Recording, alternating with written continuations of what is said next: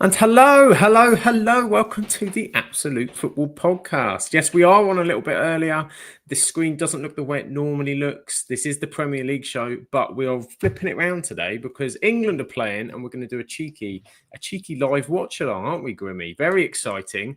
Yes. Spoiler warning, Grimmy's with me. If you if you can't see him, there he is. Grimmy, how are you? Let's kick things off straight away. Yeah, I'm good. I'm looking forward to it. Again, not usually bothered by qualifiers of the Euros or the World Cup, but again, I think with the, shall we say, I don't know if controversy is the right word, or the chatter about how England are playing at the minute, I think it's kind of interesting to see how they do, especially in a tough environment, shall we say, away to Serbia. So yeah, it'll be interesting. It will be an interesting one. This is it. We said, why not? Let's give it a try. We'll try a watch along and we'll do it with Serbia, England, which in theory is supposed to be England's toughest game in the group. They've obviously won 4 so far, 8 goals scored, none conceded.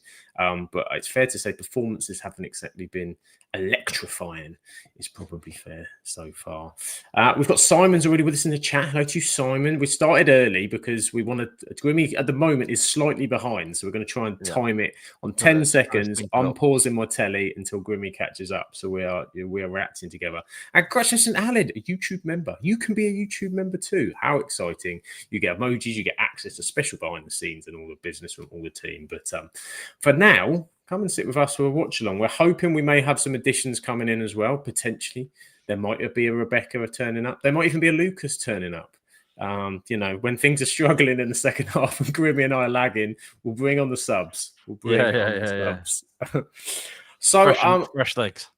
Fresh legs indeed. So we've got the teams that are on the screen. There we go. We've got Pickford is in goal, obviously, clear choice. Reece James at right back, Consat, Gahey, and Livramento back 4. Not sure whether they're going to be lining up with 2 or if it's going to be sort of a 4-1-4-1, but you've got Rice in there, of course, Elliot Anderson, Noni Madueke, Morgan Rogers, Anthony Gordon, and Harry Kane. Mm-hmm. First of all, Grimmy, how are you feeling about that team? I'm interested to see how they do. I think it's obviously a bit of a makeshift team in terms of what we would expect our first 11 to be, but a lot of exciting names in there, a lot of younger names in there as well, which I'm interested in seeing how they do. Interested to see how Anderson does as well, because obviously he had a great season last season, his sort of first team with Forest. And yeah, just looking forward to seeing how it all works, really, especially with like Livramento on the left. And yeah, it'll be interesting to see how some of these players do, because whilst they may not be starting 11 material necessarily straight away, I think we might see some of them pushing to try and at least be involved around that sort of 18 team list of being in and out of the squad for the main games of the World Cup, really. It's an opportunity, isn't it? An opportunity to impress in front of Tommy Tuchel. And what is an opportunity is all these wonderful people in the chat. Our very own lovely Dreety is here. Hello to you. Hope you're well. Essentially, says Grimmy on the dial-up connection. Well, we're gonna sort it out. We're gonna line up. Grimmy is actually on, I think, ITVX versus ITV. That's the challenge we're having at the minute. So we're going to sort that out. It says he's surprised Shah's had the night off. To be fair, Shah has done a ridiculous. We are we're surprised as well, to be fair. So she's well deserved a night off. Simon says we need to play someone other than Harry Kane. I mean, that's a topic we will come to in the game, because I think the problem is that the depth behind him is a question and a concern. But I don't think there's anybody but Harry Kane at the minute, but we'll certainly come into that chat a bit. I'm just going to, at the minute, try and get everything lined up because they're about to kick off. I'm ready with my pause button, Grimmy. 10 seconds, I'm going to pause it, and then you can tell me when I can come back to it. Yeah. It's just taking forever. The referee looks like Leandro Trossard, by the way. He does. He's. I always said he looks like Trossard if he wasn't feeling well and maybe had a bit of a hangover from the night before. It could well be. Right, 10 seconds. I've paused it.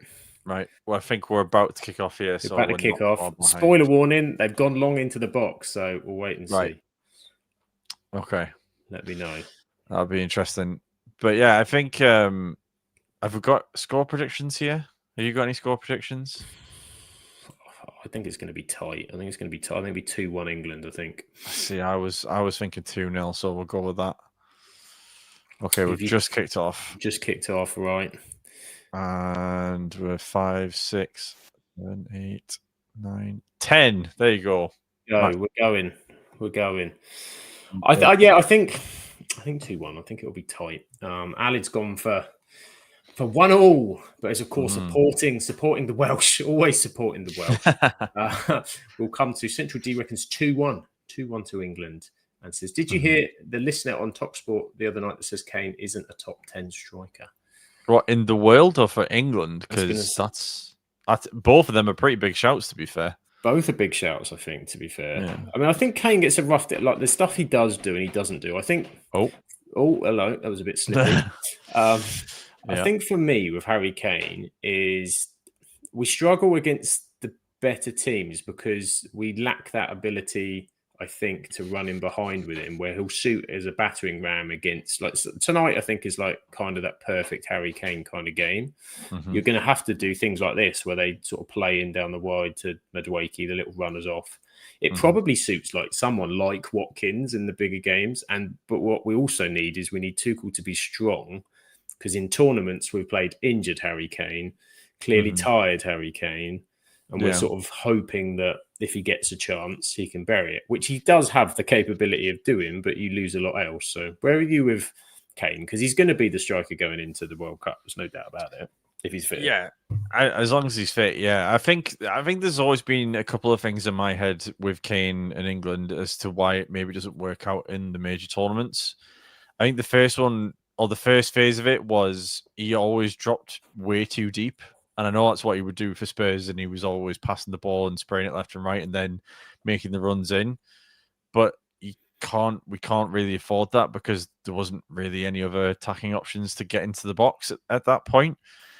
The other thing is more so for last year with the Euros or last summer with the Euros was we didn't really feel properly balanced or set up to put service to Kane.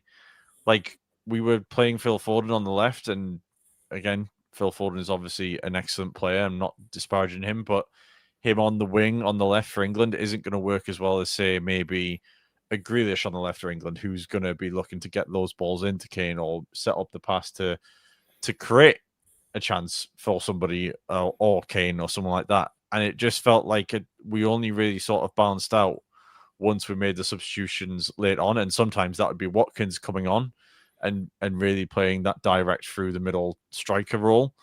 So I do think it's a couple of things that have contributed to it. I think as long as he stays in that box and we start giving him the service, he will put chances away. I think there are very few strikers in the world who can put chances away than Harry Kane.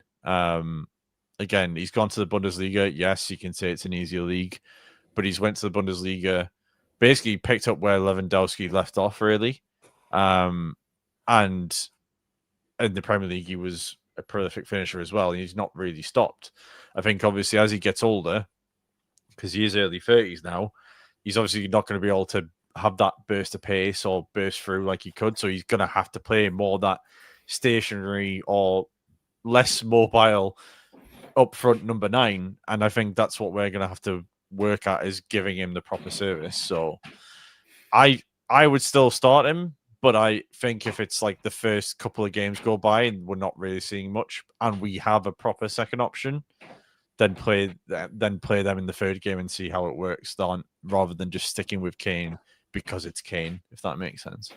Yeah, it's going to have to develop this plan B, because eventually we're going to get to that kind of point anyway. And we'll come to what some others are saying on the chat in a minute. I mean, so far from the game, it's pretty much been England in possession. Madueke's had a couple of runs down the right-hand side, one where he got nudged off the ball as he was running through, but definitely he's looked lively. I mean, Madueke's one of those, he looks a very energetic, exciting player for me, but maybe the output is taking some time to come together. But I do like his energy. In the chat, so Simon says Kane, he plays too high up when we have the ball out wide. We need someone in the box. He's not bloody there. He does love to drop deep, doesn't he? He plays high up and then he drops out, and it's just I'm not always sure the connections there with some of the other England players. But he says Kane ain't a box striker, always plays on the deep advancing forward. He's limited but still a very good striker. And he says, Grimmy, who would be your proper second option? That's an interesting question and something I've been thinking about today. Part of the problem, I think. Yeah. The problem we have is that Watkins obviously hasn't started well enough, and you would probably say even last season, he would have been our second option. I mean, he was during the Euros and obviously scored that crucial goal against Holland, I think it was, in the last minute to put us through. So, like, obviously, he can turn up in big occasions. So, I'd say at the moment, Watkins, it may well change during the course of the season because we may have other options that come up. Again, I was trying to think of names, and I know he's been injured recently, so we'll see how badly the injury is and see how he does with Chelsea. But someone like a Liam Delap might be able to make their way into the team or into the squad as a whole. But yeah, you never know. There could be someone we're not thinking of or a youngster that comes through and sort of pushes his name into the fore like Rashford did all those years ago. From out of nowhere when he scored against I can't remember who it was in the Europa League in his first game and then scored against Arsenal straight after that. You might get someone towards the end of the season that pops up unexpectedly. But yeah, that's the tricky thing is we don't really have a proper number 9 option. If you're looking for something a bit different, if he does well enough at Barca, maybe Rashford with the pace, getting in behind people might be an option because obviously he has done that for United before, and for one-off games as a different option, that might be a way to go. But other than that, I'm kind of pulling at strings because really it's been sort of Watkins or Wilson really that's been the backups, and I don't think Wilson will probably be in and around the squad this year. I'd be surprised if he is. Surprised he is. You're probably looking at, so you got Watkins, you've still got Tony as an option, haven't you? I think kind of we forget about him where he's out in Saudi, and you've got Dominic Solanke, I suppose, is another option too. But none of it's kind of there's no clear successor, and Watkins, say it's very early days in the Premier League, and obviously hasn't quite got going as Villa haven't got going, so that might change. It's just such a long way to the World Cup. So much to change and so much that will happen. As you said, players come through and can develop. And to answer your Rashford question, that was FC Mahatchaland. I remember. He scored twice against the Danes. I knew you'd remember. I remember that game very well. Remember it very well. Evening to Spenny fan Chris has come to join us. Hey, Chris. To you. Hope you're doing well. And Alan has said in the Wales game they've got the ref that disallowed the Fulham goal against Chelsea. Oh, incredible. That's what you want to hear. That's nothing that gives you plenty of confidence, doesn't it, going into that one? We've got the Leandro Trossard lookalike. I don't know where he's from, actually. Let's have a little look. I know I've seen him a few times in like Champions League games before. It's not showing on here. I've got my lineups, but I've not got the official referee. So do tell us if we recognise him. Find that in the background. Yeah, when I used to, I mean, I've not been able to go for a little while now, but during the 2-3 seasons, I used to be able to go quite regularly to the Spartans games.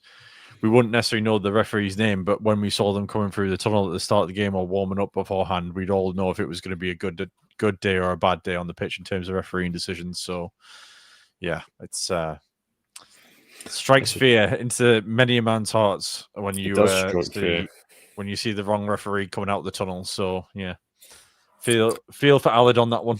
It was always when we had John Moss. Moss, I swear. Almost in down Reece James down the right hand side. They got themselves a corner. Yeah, it was always him. It always sends somebody off. Clement Turpin is the referee. Right. There you go. Where's he from? I'm guessing France. Guessing just based on the other match officials, all sound French. Willy Delajode, Nicolas Dano, Stephanie Frappart as fourth official. I'm guessing France. Elsewhere, having a little look. Ireland lost to Armenia today.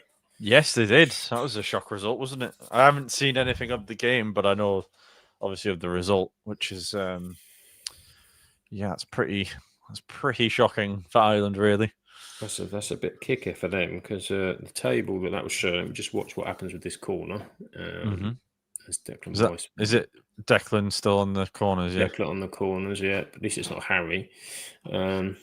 Yes, this isn't the 2016 Euros. Does that always make you think? Whenever I hear Gary Neville talk about England, and I'm Kane on corners, you were the guy that put Kane on corners. I'm not really sure. This circumstance, it always makes me laugh how they said, "Oh, we left it up to the players to decide." It's like That's why surely you should look at that situation and say, "There's no way Harry Kane should be on corners." Like, no, that's why you have coaches. Surely yeah, that's we're both from the football manager world. That's like if you yeah, play that and if you haven't set your set pieces up, that's your own fault. Like there is a button to go and do it. You just haven't yeah, bothered. yeah. It's not like it's a tournament and you've got a lot to Uh-huh. a lot of time to prepare for it. Yeah, it was a very strange one, but that was a very strange tournament as a whole, really, and sort of the last bad one we've had, I would say. Like, obviously, we've had semi-finals and finals appearances, bar Since one then, quarter-final. yeah, that was the Yeah, catalyst, wasn't it? Then we've had the Southgate era, which has obviously brought better results, and we're on the cusp now.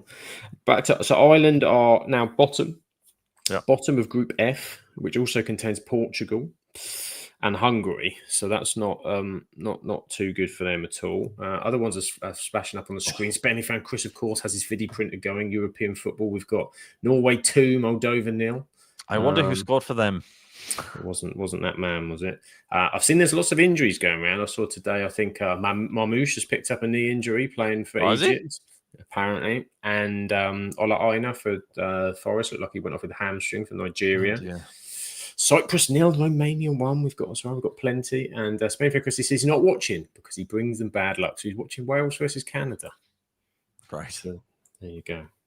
This is it. But he's got us to tell him what's going on in England game / random chat. First time for everything, really, because usually it's Spenny fan Chris that tells us what's going on in the game. This is very true. Well, we just talk about everything else. So. Yeah, we have got more to cover tonight. We will be when we've got Rebecca and Lucas as well as coming to join us. So we can talk about the transfers because we want to know what Lucas is thinking for Arsenal so far this season. Yeah. So Tradisa, Sam, you should do an international live. Each guest watches a game to do commentary, and you could be good old Jeff Stelling. You would do the Jeff Stelling. Love a bit of that. Well, Sam. We would love a bit of that. Absolutely love a bit of that. I think I did make a good Chris Kamara, Grimmy. No doubt about it. No doubt about it. I'm pretty sure when we did the FMTM stuff, which for people who don't know what that is, it was like a football manager draft competition we used to present on. We used to have that sort of thing where it was a panel, and there were very much more than a handful of times where Sam would throw to me and say, "There's been a goal, hasn't there?" And I'm like, "What? Oh, what? yeah, there has." Yeah, definitely. We did. There was a time, exactly. Grimmy and I used to, and one of us would be a commentator. I think we were both commentators, weren't we? I think it was Bragster used to host, didn't he? Or Josh on occasion, which can you imagine the chaos? And then me and you would watch a football manager game and comment on what was going on. Soccer stars. It could be done. It was good fun. It could well be done. As a possibility, that might be the case. We might be looking at doing that in the women's championship and such coming up soon. Mm-hmm. Little spoiler warning for you there. That might be happening. And Champions League nights are on a Tuesday. Oh, what a bad ball! Yeah, that's not great, is it? Serbia got 3-on-2 here. We're getting back quickly though, and we've dealt with it. Oh, that was a blind pass. Who was that? I don't know who it was, but. I couldn't make out the name, unfortunately. I'm sure we'll get a replay in a second. I'm sure we'll get a replay. So for anyone who can't see what's going on, we had the ball in a fairly decent midfield position and then played one of those passes to the centre back without realising that the big 6'5" this is Serbian what I mean. Why is Kane in the middle of midfield right now? Why is he there? He doesn't need to build the play up. We've got Rice and Anderson and players that can do that. It just doesn't stretch the back line either. So now Gordon's running into trouble because there's no one at 9 to pull the centre-backs apart. Yeah. And he's there again. I wouldn't be bothered if it was like 2 strikers, like if we were playing a Watkins and a Kane, because then you've got one of them still stretching, but there's no need for him to be there. He's there playing a ball across out wide. Let your 10 do that. Even your 8 do that. Yeah. I haven't really seen much of Kane at Bayern, so I'd be interested if he still does the same stuff there, or if it's a case of company tells him, "I want you as far up the pitch as possible," because does he really need to drop back at Bayern? I wouldn't imagine so. I don't. So, but Bayern have that kind of tippy tap, and they've always had that kind of, again, speedy kind of width, and they sort of touch off in the box. So I think it's very, very, very different. Yeah, it's like you think of my instant go-to is I think players on the wing for Bayern. I always think of that Robin Ribéry combo Yeah, from you like go early Robin Ribery, and they've still 2010s. got like the Sane and players like that. Like still, it's all pace, and then always with pace and aggression into someone like Musiala gives them so much buzzing around there as well. Yeah. But no, until the Champions League comes in, then we might watch a bit more. Central D says the same Spurs Kane is the same Kane Bayer. There you go. And as early score, Azerbaijan 1, Ukraine 1. So, if you had that in your accumulator, well done. Well done. Very good. Well done indeed. So I'm just going to have a little look about some of the other tables that you've got going on. Why have some played more than others? Is that because they were involved in the Nations League? Yeah, you've got A to F that have played twice. And then you've got groups G and onwards that have played pretty much halfway. They've got like 5 games because we've got 5 teams. So the shocker in Group A is currently Germany a third. And we're giving Northern Ireland, we're giving them a bit of a worry at points last night. Slovakia have won both of their games.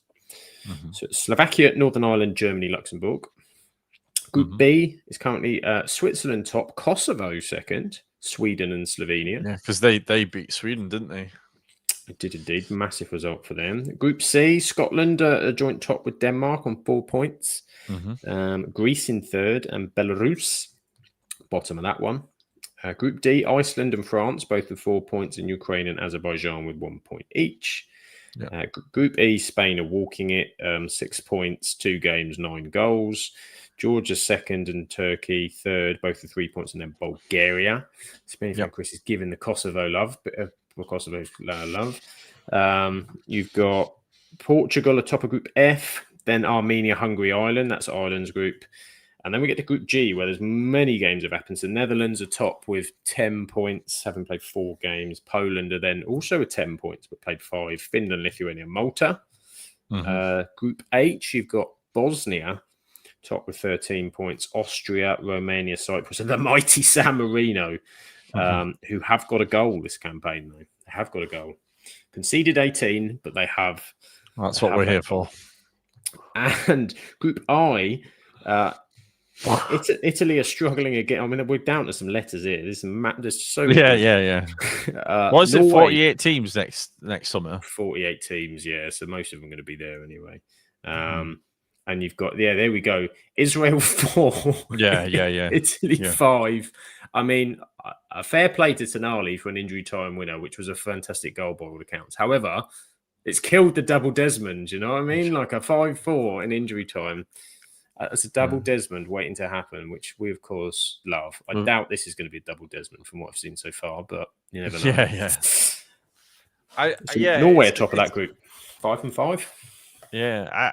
I have it's a strange thing with England in qualifiers because people always say we never really play well in them, or I can't remember the last time I've watched an England qualify and being excited by how England play. But I'm not necessarily, even in the major tournaments, I'm not necessarily bothered by how England play. It's more about just getting the result. And I feel like there's a bit too much emphasis on us playing well at the minute. And it's kind of like, well, yeah, it's great if we do play well and win, but we're at that point, surely, as England fans, where we want to just see us get through or win, or, because we've got to the semi-final and a bunch of times. We've got to the final twice now. Like, it's about getting over the line, surely, this summer more than it is any other time, really. It's 2 different objectives, isn't it? It's almost like 2 different teams and setups, and because there's so much distance between them. I mean, I think the status of today, we haven't lost a World Cup qualifier since 2009. Yeah, that was really good from Gay. Since 2009, which is something that shouldn't probably uttered on a watch along when we're watching a World Cup qualifier. We're watching one because they put it to Tuchel because apparently that was I think they were sort of saying he was managing at Mainz then or something. But I think I think it's almost slightly harsh because everybody wants everything, and you're like, well, what more? In these games, you're just ticking them off, to be honest. Serbia is a different aspect because, there are decent teams, some good names in there.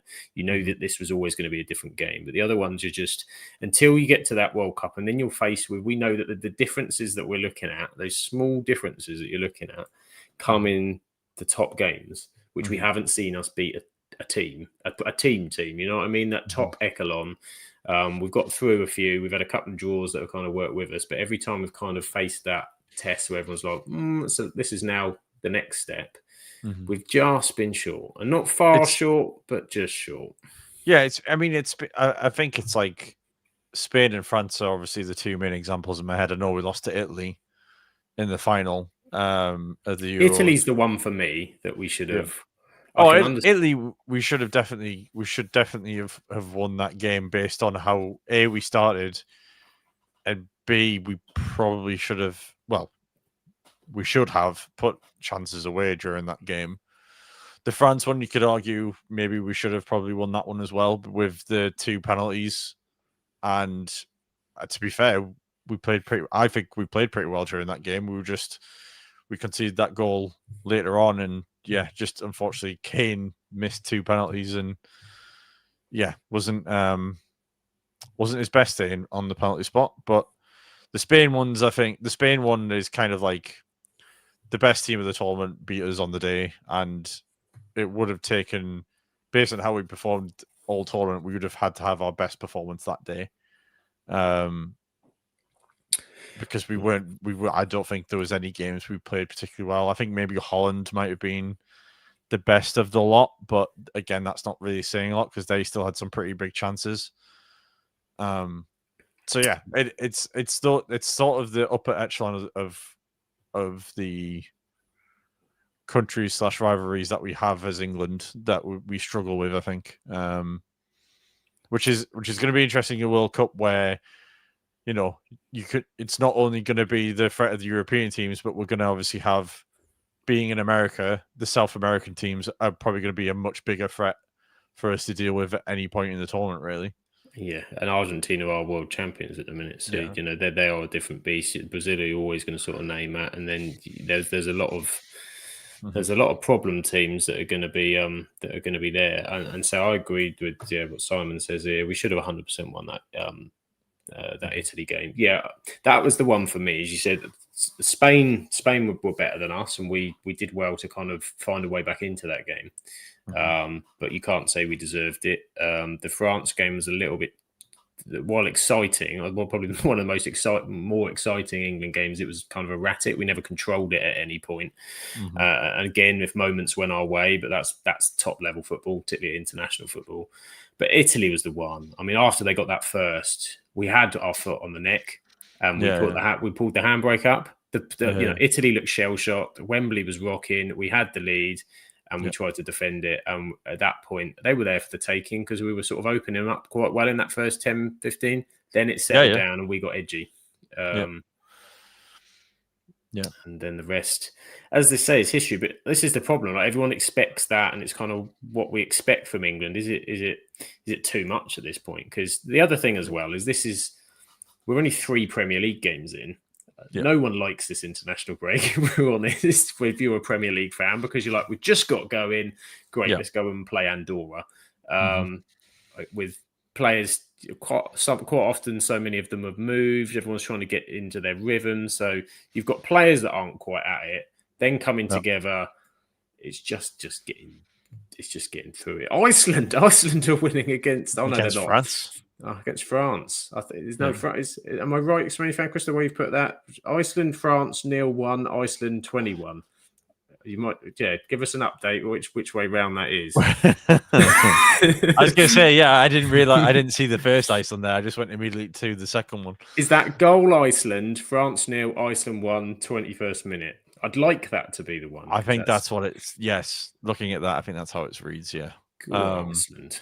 But I heard an interesting conversation the other day about qualifiers and whether or not there should be some form of not quite Champions League system, but like there being sort of kind of Champions League system or UEFA system where it's kind of like, if you are getting to regular deep end of these international tournaments, do you essentially get a pass of having to go through qualifiers? And essentially, there's like a preceding, like a top 12 sort of coefficient ranking sort of thing where, like, we've got to a bunch of semi-finals and finals, both in the Euros and the World Cup. Therefore, we get a certain amount of points for that. And then obviously if you are a smaller team and you make a good run, then it gives you a chance to be in that conversation. Because I just think when we've got 48 teams, it kind of guarantees a lot of these teams are getting in anyway. So it's kind of like, are we wasting players potentially? Oh, shot from Gordon. Oh, good little cut in from Gordon there. But like, because again, we all have this argument of there are too many games on the calendar. And I'm just thinking, is this another benefit of it, of cutting down some of the games and getting rid of maybe some of these international breaks where we don't need to see as many players play? Maybe, I don't know. It's kind of it was an interesting conversation I heard the other day. Yeah, it's an interesting debate, isn't it? And Simon's saying that FIFA are scrapping the first international break, he believes, and making one of the other ones bigger from next. I wouldn't be opposed to that. I'd rather than having you have them for a week, you don't have them for a week. Make one 2 weeks and get 3 or 4 games done, and then it kind of feels a bit more like an England camp, and it probably replicates a tournament environment a bit better as well because they're together for a longer period. And I think I get the seeding thing, but it's difficult because then you're kind of almost. It's a bit like the Super League, isn't it? It's like anti-competition. You're protecting the top nations but then again, if you've earned it through your performances, then maybe it's different. But I guess this is the thing. And sometimes you have teams that don't qualify, like Italy, apart from the Euros, haven't qualified for a World Cup, I don't think, in the last, I want to say the last 2 World Cups. I might be wrong. And I think that's what it would take away, is that jeopardy for teams to not get in. But again, when you've expanded the teams to 48, have you already done that? So it's kind of like, but as I say, it was an interesting conversation. I think again, I'm all for improving the international break or changing it around so you don't have that September one. But my problem then is does that mean you're going to get a bigger break in October and then potentially a bigger break in March, and then sort of have bigger breaks in between? Chance Madueke. Is that in? No. Oh. Is Madueke fluffed that finish, or was... Yeah. Because it didn't look like he was trying to pass that across. I need to see this again. Petrovic has made the save. Petrovic, of course, of Bournemouth. Brilliant turn by Morgan Rogers. It's touch and go offside. Is that a strike? It's got deflected across. Okay, Kane's trying to get a touch. It's all a bit scrappy. There's a beautiful turn by Rogers. Yeah, I think it was going wide, but it did get a deflection. Yeah. I think going back to that international break thing, I think the way I would maybe do it is scrap the March break. Scrap as it well. all. No international football. But then maybe have a month like November where it is solely just internationals, and just have Get them all done. Do them all in the space of a month, and then basically what's happening. The draws are usually in December anyway. Oh, that's a good ball through. Well, good ball to Gordon. We've got some men over here. You need to pass it. Oh, it was a soft finish. I like Gordon, but he's not a goal scorer, is he? No. We seem to be opening them up a bit better here. Yeah, there's some gaps. Kane. Oh, he was dragged down there, referee, surely. The ankle there, I think he was pulled from behind as well. But yeah, bookings come out. Yeah. It's the old smile of he knows. The old smile of, ref, he knows. He knows that was Didn't touch him, ref. Yeah, it's coming. He's snuck in from behind him. He's bundled into his back. He's pulled him down from behind. Yeah, he's fouled him twice, really. Yeah. But yeah, I just think if you have that November month to just get everything done, you can sort of get all the not even the friendlies, just have a full month. And it'll help teams as well, because it gives you a lot more time to sort of gel the players together and sort of get them used to each other if you do have a lot of rotation or, younger blood coming in or whatever. And then it means you can just have November finish and then go straight into the draw, and then you just build up from there to to June for whatever international tournament it is. I just think it would probably make everything a bit more exciting for everyone as well, because you'd have to focus on it because there'd be nothing else going on really, especially top flight wise anyway. I know obviously there'd be like maybe League 1 and 2 or Conference League or whatever going on for us English folks, but yeah, I just think that would be a lot better. I'd rather it just be one solid month of international football than it just be broken up and breaking up the season. Yeah, it is a pain. So yeah, that's just my personal view. People will probably disagree in the chat, but let us know what you think. Let us know what you think. This is it. It's all. There's no set obvious thing I think to do with it. But free kick we got here, so we've got free kick here just outside the box. You're probably looking at Reece James here, surely. He hit that one, didn't he, a little while back for England. Madueke's the other guy over it. It's pretty central. It's pretty close to the goal. So I love how there's like two walls going on here. There's two walls. We've got the old. Yeah, we've got two walls, and we've got a wall as well. And James has just smashed it in the middle of everybody. They're claiming handball, I think, some of the England players. There was two Serbian walls. There was an England wall stood behind it. There was a Serbian player laying on the floor. There was about 18 people trying to block the ball there. Oh, no. Hung over to the back. No, back out to Madueke. I mean, so far it's been pretty much England dominating possessions in territory. Not created an awful lot yet. Oh, he's just taken the bloke out with a cross. He's taken one right in the face there. Right in the face. I love the amount of sympathy that came from James there. Yeah, that's a handball. Oh, referee. Have we got V8? Surely. I know he's got his arms down, but he's literally leaning. He's moved into it. I mean, it's James at a pace. It's far enough away. He's moved towards the ball with his hand, with his arm. It's hit him kind of halfway down. That's hilarious. Have we not got VAR here? I'm assuming not. I haven't got the commentary on, so I don't know. I'm guessing we don't. We've got a corner here. Declan Rice. Hands up. Crossed in. Oh, Harry Kane! Lovely. There we go. Fox terrible, in the box. Terrible marking from the Serbs there. Harry Kane was free. How was Harry Kane free there? He's done really well to... It was a low one, wasn't it, as well? Little low flicker header. Yeah. Beautiful from Harry Kane. That's what you want. Scores goals, you see. This is the the thing against it. He scores goals. Yeah. But this is like, if you look at like other countries who've maybe had that sort of talisman up front or sort of the one choice up front, he's free. They're irreplaceable for a reason. Yeah. No one. He's come from the edge of the box, completely untracked. Yeah. You've got to be looking at the marking situation then. Yeah. Good ball, but it's like if you look at like the two main examples, I think are like Ibrahimovic and Lewandowski. Obviously, great servants for club and country and massive goal scorers. Like there was no one to replace them, and I feel like we're kind of in that spot with Kane at the minute, like we mentioned earlier. So it's like if he keeps scoring goals and keeps doing things in qualifiers, then how can you not put him in? Do you know what I mean? Like exactly, he demands it, doesn't he? And as you said, as we said earlier, that there is no second option of that level.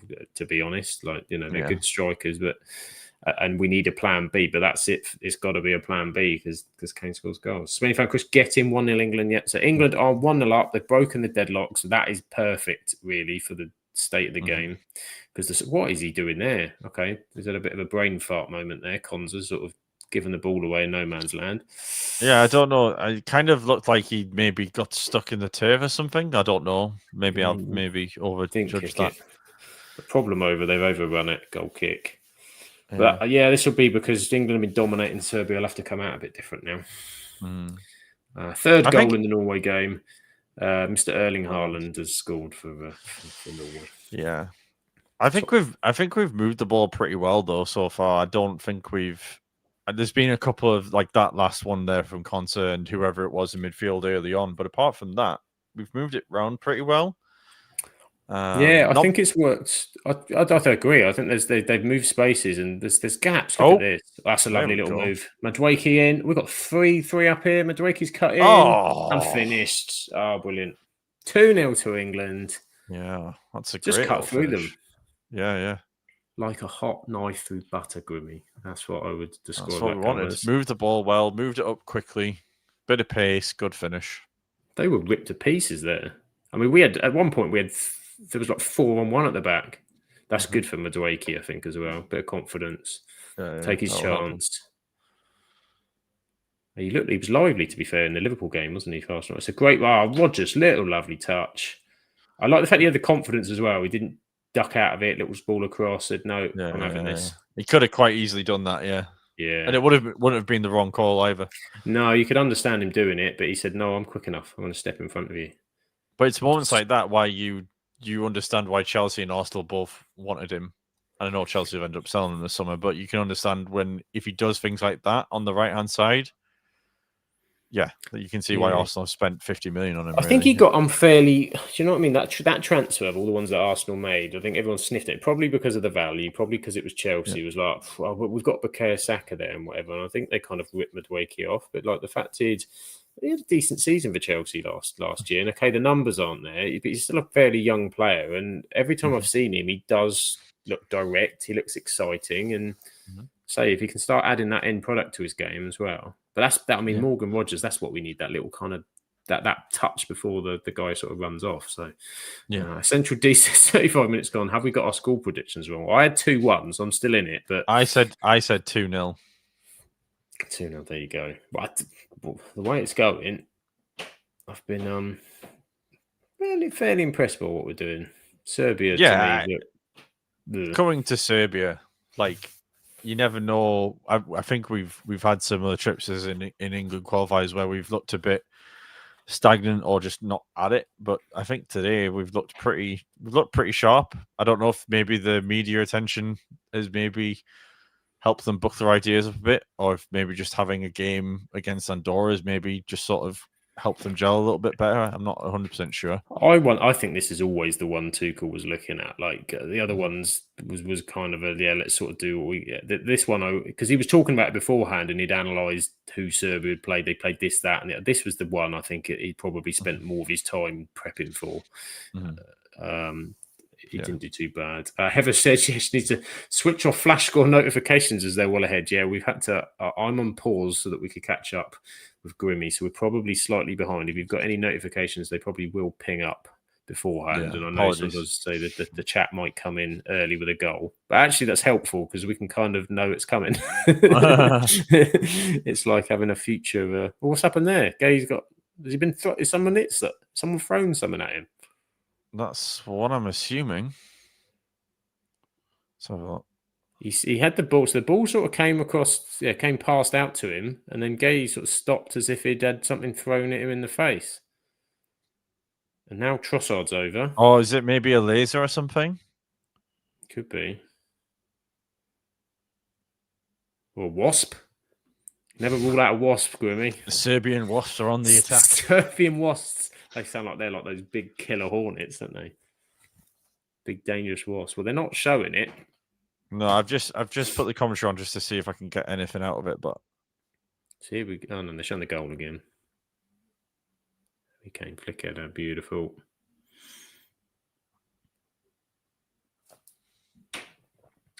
Essentially, sorry, I'll slow my goal shots down. It was good. It gave me a quick preview to watch the game. You see, so it was coming. It's like we knew what was happened.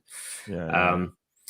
No spending for Chris. We haven't talked about Nottingham Forest manager situation. Maybe we will at half time. Because there's a lot to talk about there. I may have to disappear for a few minutes at half time because it's starting a little bit earlier. It crosses over with bedtimes for the daughters, but Harry Kane's fighting away here. No, it's been cleared. Well, it wasn't Harry Kane. He's all the way back there. I suddenly watched it, and then Harry Kane was on Gordon, the DM position. Didn't need to do that, did he? No, he could have.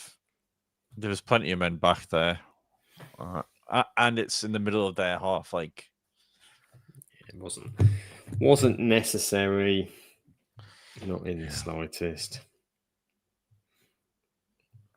Not in the slightest. He never looks well, Gordon. I don't know what it is. Whenever I watch him, I always think, is he never looks well. Is he okay? Like, does someone just need to give him a hug? Like, he looks like he's had no sleep for about a week. This is his first game since that Liverpool game, isn't it? Because he was suspended. So I suppose, did he play? He played against Andorra, didn't he? But yeah. Oh, come on, ref. They're having little niggles now, aren't they? Illich. He plays at Well, Torino. I want to say he plays for Torino. Yeah.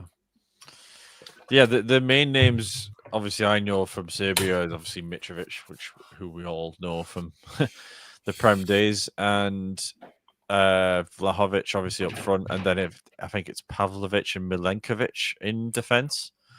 Yeah, I was looking kind of the main 4 or 5. Yeah, I was looking as you obviously got Petrovic who's in goal, who is Bournemouth's goalkeeper. Heller will know well. You've got Milenkovic, of course, Nottingham Forest centre back. You've got, I think, I'm going to have a look at the lineups here because it does show. So Pavlovic, yes, plays for AC Milan. Rakovic, who plays for Zenit St. Petersburg. Max Simovic, who plays for Shabab Al Ahly. Sasa Lukic, of course, of Fulham. Nedeljkovic of RB Leipzig. Zivkovic, I recognise. He's currently playing for PAOK in Greece, was at Benfica. Illich is at Torino, and prior to that was at Verona, so he's a Serie A specialist. Vlahovic, of course, we know. And then there's Bermancevic, who is Sparta Prague. He scored twice in 5 games for Sparta Prague. So there you go. And on the bench, yes, we've got Mitrovic. We've also got Lukahovic. Remember him? Real Madrid. Yeah, I do, yeah. Was emphatic at Frankfurt, I think, wasn't he? Is he at Milan now? No, he was at Milan. Didn't really work out for him, so he's at AEK Athens. Right, his first season, he scored. He played 23 times, scored 6 times for Milan. Second season, 2 in 15. So he's gone to. He's not hit the heights, I think it's fair to be said, because he had the 18-19 season for Frankfurt. We scored 17 in 32, and he got his move to Real Madrid, and then it's kind of not really happened for him. And of course, Mitrovic and Kostic. Kostic plays for Juventus. So there you go. There's your Serbian information. As Heather says, I was sad when Kepa went, but very happy with Petric. Yeah, he started well. I think, to be fair to Bournemouth's defence, they started very well, considering you've got literally 80% brand new defence, new, and you kept two clean sheets and did pretty well against Liverpool. I think the Bournemouth recruitment team once again has done a sterling job. Yeah, but it's looking pretty comfortable here. 2-0. Yeah, they're not like Serbia aren't really getting. And I don't want to have the old case of commentators curse strike, but it doesn't feel like there's a lot. There's no reaction, is there, so far? Yeah, they're not really propelling themselves forward. Like, they're not going for it. They're still sitting in, aren't they? And then whether he changes it up at half time to try and do something, but this will suit England very nicely. Haaland scored a hat-trick for Norway. They're 5-0 up. They're having a great time there. Who is it Norway are playing? Moldova, I think. Oh, okay. Moldova. Canada has scored. Apparently an amazing free kick from the Canadians. They're one. Do you know what I mean? The old World Cup next year. The Canadians have slowly been. I think they've caused America some trouble recent times. Don't sleep on Canada. I'm not saying they're going to win the World Cup, but you know what I mean. They might be a threat. He's of course representing. Oh, and look at this! Just in time before half time, we have an addition coming into the team. Rebecca's here. Hey! This time she can shout at a different screen and tell us when something's happened. Well, I've got Wales on, so you can have live updates of Wales if you want. There we go. Wales, Canada. Tell us, we were just talking. Canada scored a free kick, Rebecca. That's what the chat have told us? Yes, they have. I was waiting for her to go. Have they? Have they, Jeff? Yeah. How are you anyway, Rebecca? Lovely to have you back with us. Yeah, I'm very good, thank you. Just getting ready for my holidays now, so it's all go, and had a bit of a hectic few days, but yeah, all good, thank you. How are you? Yes, not too bad. Holidays, very nice. Off to anywhere nice. I've got a cruise coming up. Oh, Cruising about. how the other half live, eh? Is it out of Bramley-Moore Docks or somewhere else you're taking off? No, we've got to take quite a long drive to Southampton. Whee! You know. Sam will wave you off. It's like, Yeah. Recommend you. There's a coffee shop just by the ferry port. when Sam's breaking a bottle off the side of the ship, and you're like, "What are you doing?" You're like, I'm just giving it a good look. Yeah, little treat before going back to uni. There you go. Sounds very, very nice indeed. Very nice indeed. Well, so far, Rebecca, it's 2-0. It's very good. It's all Harry Kane and Madueke. See? Success so far. Serbia, though, on the edge of the box. Shot. No. Pickford shouting at somebody. You'll like that, Rebecca. He's having a right go. He's not happy. He's saying something. You're not Branthwaite. Yeah, it's a scene I'm sure you've seen many times before.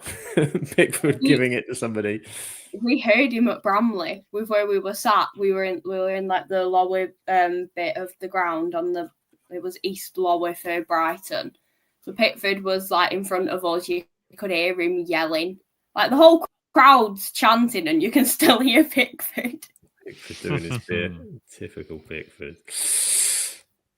Incredible Stuff. Good first half, really, I think, overall. It is half time, yeah. England 2-0 up against Serbia. I agree. I thought what we were saying, Grimmy, it just opened up a little bit as we were kind of finding the spaces quite well. Scored from a set piece, which was nice to kind of open the door. And then, and then Madueke got a bit of space. Lovely little move, little flip by Morgan Rogers, and finished it off very, very nice indeed. So, so 2-0, very good. Heather has a question, though. Is Jebison playing for Canada? Daniel Jebison. I'm not sure. Let me check. Just check the official Canadian lineups against Wales. Yeah. We're living the dream. Right.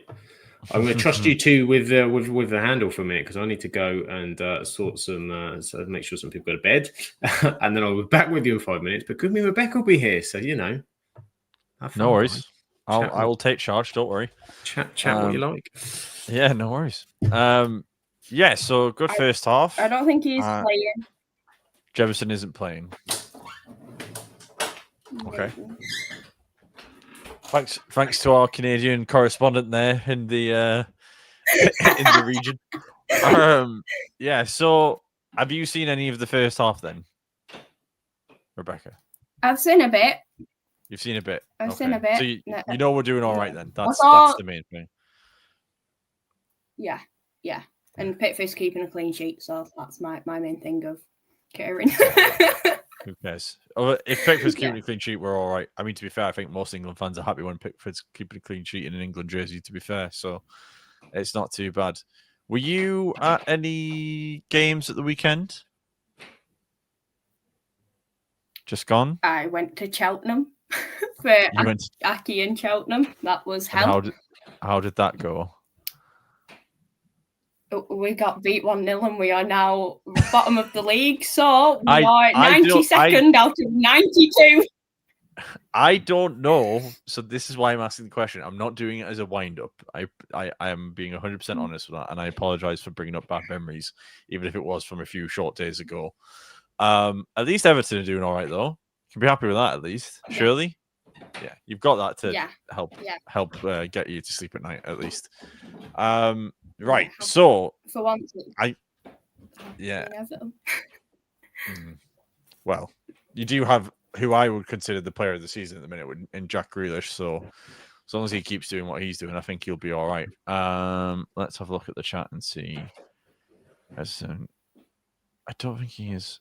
No, that's my favorite part of playing Everton, especially as I sit close to the goal.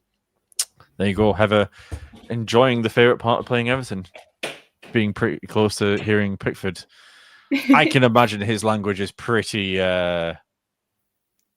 what's the word? Colourful. Interesting. Yeah, pretty local. Yeah. I can imagine. What's the new stadium like, though? because like from the TV, it seems like it's got a pretty good atmosphere going pretty early doors. Is that the case when you're sitting in there every game? Yeah, it's special. I mean, for the Brighton game, we made it where every fan had a flag, so we were all waving them pre-match, and like when the players are coming out, I actually have mine. For visual demonstration. Yeah, so we all got given. It'll be backwards, I think, but Everton and Brighton flags.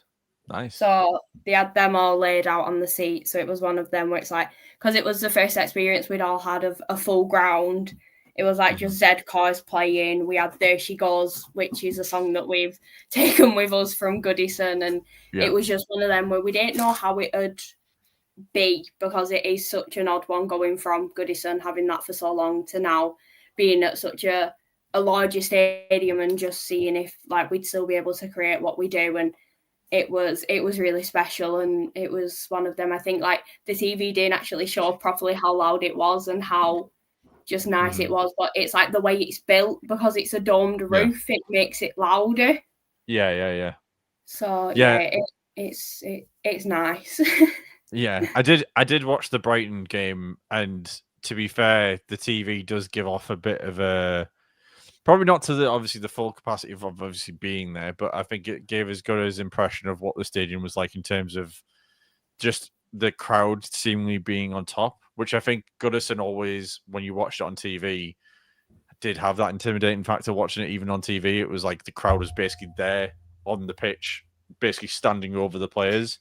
And obviously, it was never going to be quite as extreme as what Goodison was, but it's still, I think, looking from the outside in, it looks like it's got that intimidation factor. And I think when the players are going to perform, or as they have performed so far in the stadium, if they keep doing that, then it is going to become, obviously it's going to take some time to get the history of Goodison, but I think it's going to become a very similar atmosphere, or become the atmosphere that the team and the club wants, really, isn't it? As long as they keep doing the right things and not a Sean Dyche things, as I like to call it, and maybe not playing as well as they can. But yeah, certainly a good start to the season for Everton, which is probably why you're a little bit happier despite Aki being bottom. Yeah. It's one of them where, especially with the new ground, there are little aspects of Goodison that have come with us. So there's like little, I think you could call it, would it be like Easter eggs that are just dotted around the ground of like you spot it, and it's just like the pattern of on Bullen's Road. Yeah. Is it like the Archibald Leaf? I can't pronounce it proper, but it's like that. There's like little elements of that on like massive seats that are outside. So you've got that. I mean, we went to the match against Mansfield, so that was the first match under the lights at Bramley. Yeah. It was one of them. It wasn't the best atmosphere from like an Everton perspective, but it's one of them. It's like it's a cup match. It's more, I think you're taking it in, but that was also like just seeing Bramley all lit up, just shining blue, and like the reflection on the docks as well.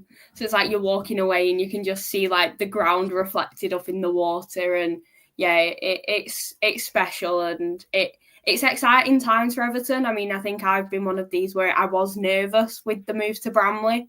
I think having Moyes as a manager as we've moved to Bramley, I think that settled a lot of us, and just being able to have something exciting. But like you said, as long as the players give us something to chant and cheer for in a positive way, not start like we were a few seasons ago with the boot and the board again. As long as they give us something to cheer for, then it will be quite a hard place for away teams to come. Oh, 100%. I mean,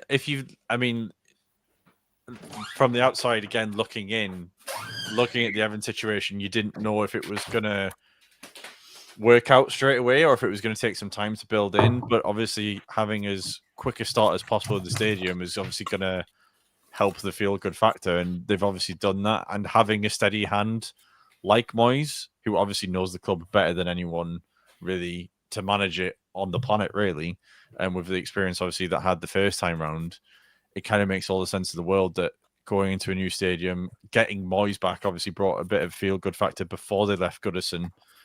Obviously it's tremendous for Everton, really. Like I'm really looking forward to that first like Liverpool Everton derby in that ground, because I think it's going to be I think the atmosphere is going to be absolutely tremendous. Even watching it on the TV, I think it's going to be something to experience. So I am looking forward to hearing what from you once you're in the ground and obviously watching it, what it's going to be like. If you can even hear anything by the time you come out, because I think the decibel levels are going to be something else in that game, especially if Everton are winning or win the game in the end. You know, it's going to be fantastic. Anyway, with that being said, Sam, welcome back. Thank you very much. I think if I remember, isn't it towards the end of the season, Everton Liverpool? I've got match day 33 here, so could be some sighting on it. April, May, but it's one of them against Brighton. Don't know, like if you've got the Apple Watch, you get the noise alerts. So mine hit where it says like the sound levels have hit over 100 decibels.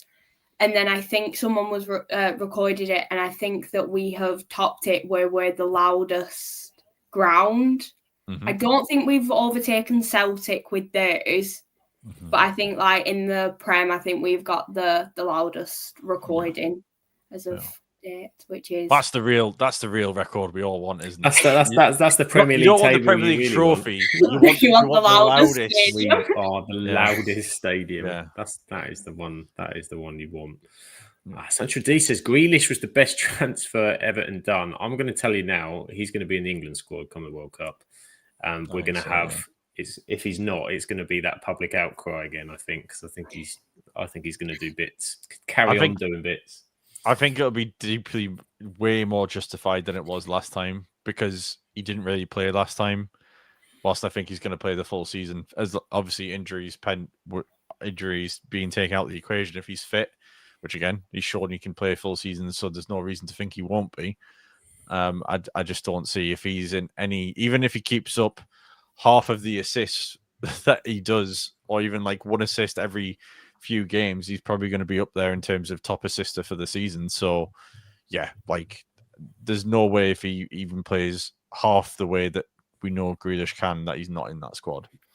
He's an X factor, isn't he? He's an X factor, and so his confidence I can see from Everton is going to go through the roof when he's doing it. He's having fun with his football again, which is when Jack Grealish plays his best football. I just think he's just the idea of bringing Grealish, even if he doesn't start, bringing Grealish on with 25 minutes is perfect because he's someone that will be direct. He'll win you free kicks around the box. He can go either way, and we saw it was at the Germany game, wasn't it, when he assisted for Kane, wasn't it? And that where the overlapping, I remember that overlapping run and the second goal we scored from there. That was Grealish, wasn't it? Yeah. He can do it. He can do those bits for us. He's having a great start. But we said we were going to talk about half time. Shall we have a little talk about Nottingham Forest? What the hell's going on at Nottingham Forest? Good Lord. So when we last left it, last Tuesday, I think it was not too long after the whole Nuno stuff had kind of come out, and he was saying basically, me and Mr. Maranaki, it's not good. Things behind the scenes aren't great. Not happy with it, which was kind of almost the writing on the wall. Officially last night, Nuno's gone, and Ange is in. Postecoglou is back. Should we deal with Nuno out first, and then to Ange Postecoglou, which was so quick, by the way. I mean, I think they sacked Ange at like midnight, and by 11. No, they sacked Nuno by midnight, like 11 o'clock. Ange was already in there, but Rebecca Nuno Espirito Santo, obviously behind the scenes stuff, not great, but it's a job well done at Forest, isn't it? I think he can pat himself on the back and have a nice holiday. He'll come on your cruise. Yeah. I mean, what he's done for Forest, getting them to the point that they were, and it was like when he first came in, it was a difficult time for Forest, and then it was during the time that the Premier League just like giving out points deductions, and they were hit with one of them. So it's one of them where, I mean, what he's been able to do, the signings he's brought in as well, and to be able to like revitalise this team and get them fighting for Europe, fighting in the top four at some points last season especially. It is one of them where fair play to Nuno, but it's just one of them. This one doesn't sit right on what I know. The start of the season bit iffy, but we know what Nuno can do with this side. We've seen that the reaction from the players that like he gets. So it is one of them. I am shocked to see him go. You knew this was coming though with the unrest of the behind the scenes. But it is just one of them where I do feel like Forest fans aren't thrilled with this one. They all wanted, well, a lot that I've spoken to and heard from have said that they wanted to keep Nuno. Mm-hmm. He knows what he's doing with this side. He knows the players. It's just been the transfer window, everything like that. So it's one of them where fair play to him for doing what he's done. But I think this could be a bit of a mistake for Forest. Yeah, it's a very, at the end of last season, you'd have said, he's up there for overachieving manager of the year. No doubt about it. Heather says, wondering if he engineered his own sacking. I mean, the press conference certainly sounded like the stuff behind the scenes he wasn't happy with.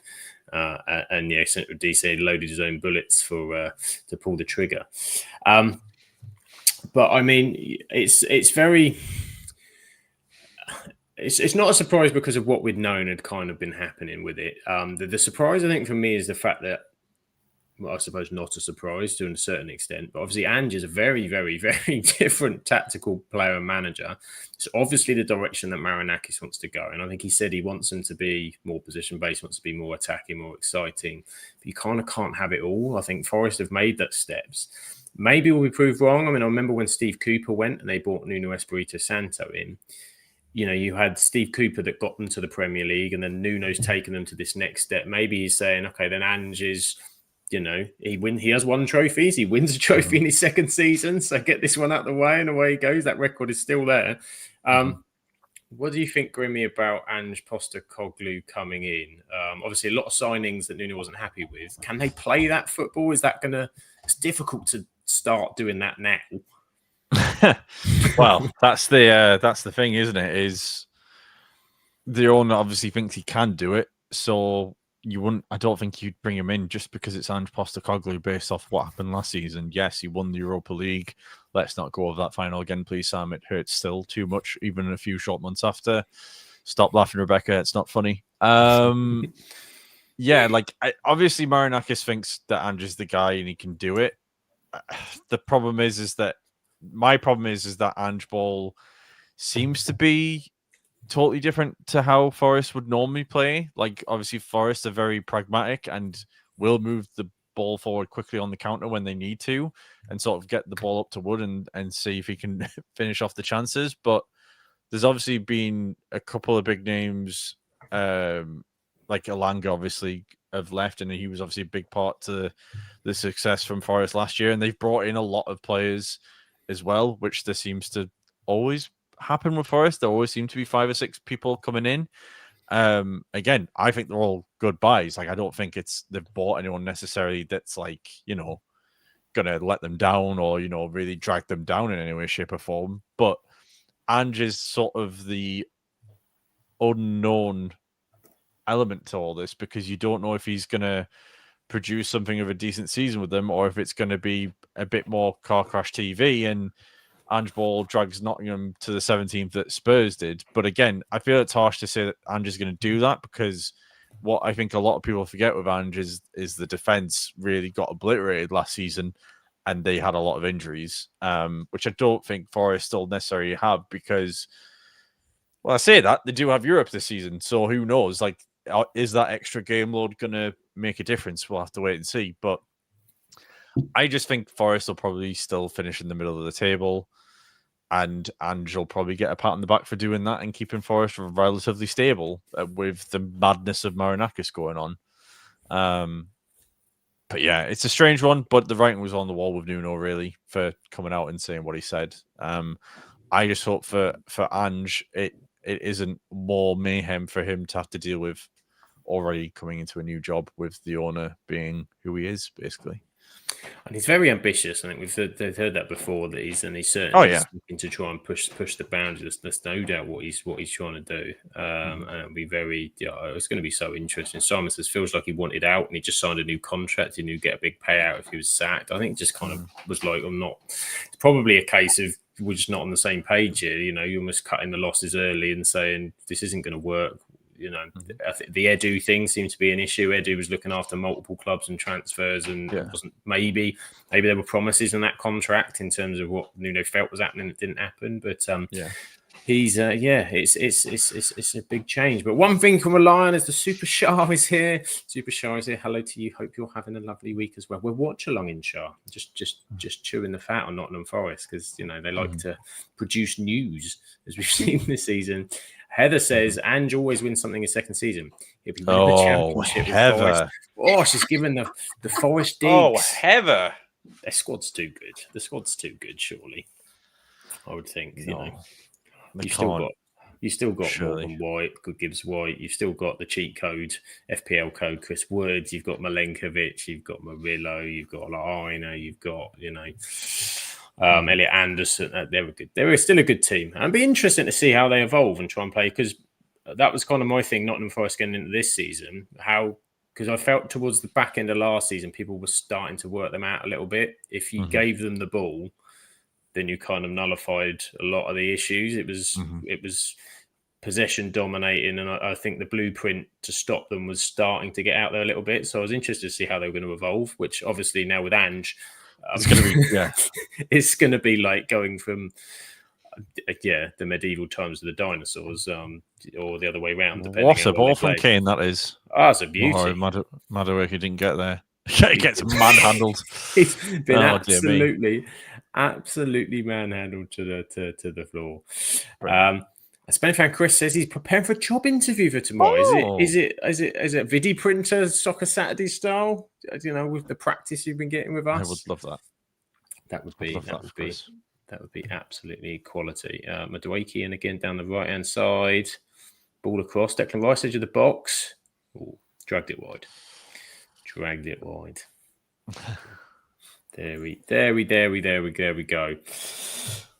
What else should we talk about? Rebecca, how are you feeling about England and Thomas Tuchel in general? Are you is this sort of result, if it stays this way, we continue on this performance? Is this what we were asking for? This is what we wanted to see? Does it give you confidence? Is it coming home? It's not giving me confidence. It's one of, I'm going to be biased, but there are players that are missing from the squad, which hopefully we will be seeing in later transfer window. Harry Maguire. I wonder who she could be talking about. Well, he's injured at the minute, so that's why Jared Brantford isn't in the squad. Oh, well. We will then be also looking, like we said about Jack Grealish, whether he will be in the squad. I think one thing that could affect him is depending on where Everton are in the league. That I've said this before, where you are in the league, even though they don't go, they're meant to go off current form, they never do. So that's that. But no, I feel like there's just a bit that's missing from it. Saturdays, I was watching it on the way back from Cheltenham. I could have had a good nap on my way home if I wanted to. I'm surprised they didn't put you into a nap, to be fair. It was one of them where I do just feel like there is something missing. I saw on Sky Sports News saying that a long throw's the way to go for Thomas Tuchel. If it is, he'll be getting someone from the EFL in his squad, because I feel like that is a very EFL sort of signature thing. So who knows, we could be seeing Freddie Sasavaki doing long throws for England in the upcoming months. But no, I feel as though I want to be excited, want to be able to get excited. Am I? Not yet. Not yet. I mean, it's early. As we were saying earlier, it's September. We've had 3 Premier League fixtures. As players, we know Saka will be back in there. Bellingham will be back in there. I mean, there's question marks. I don't quite like what's going on with Phil Foden at the moment. Players like that may well. And it's a long season.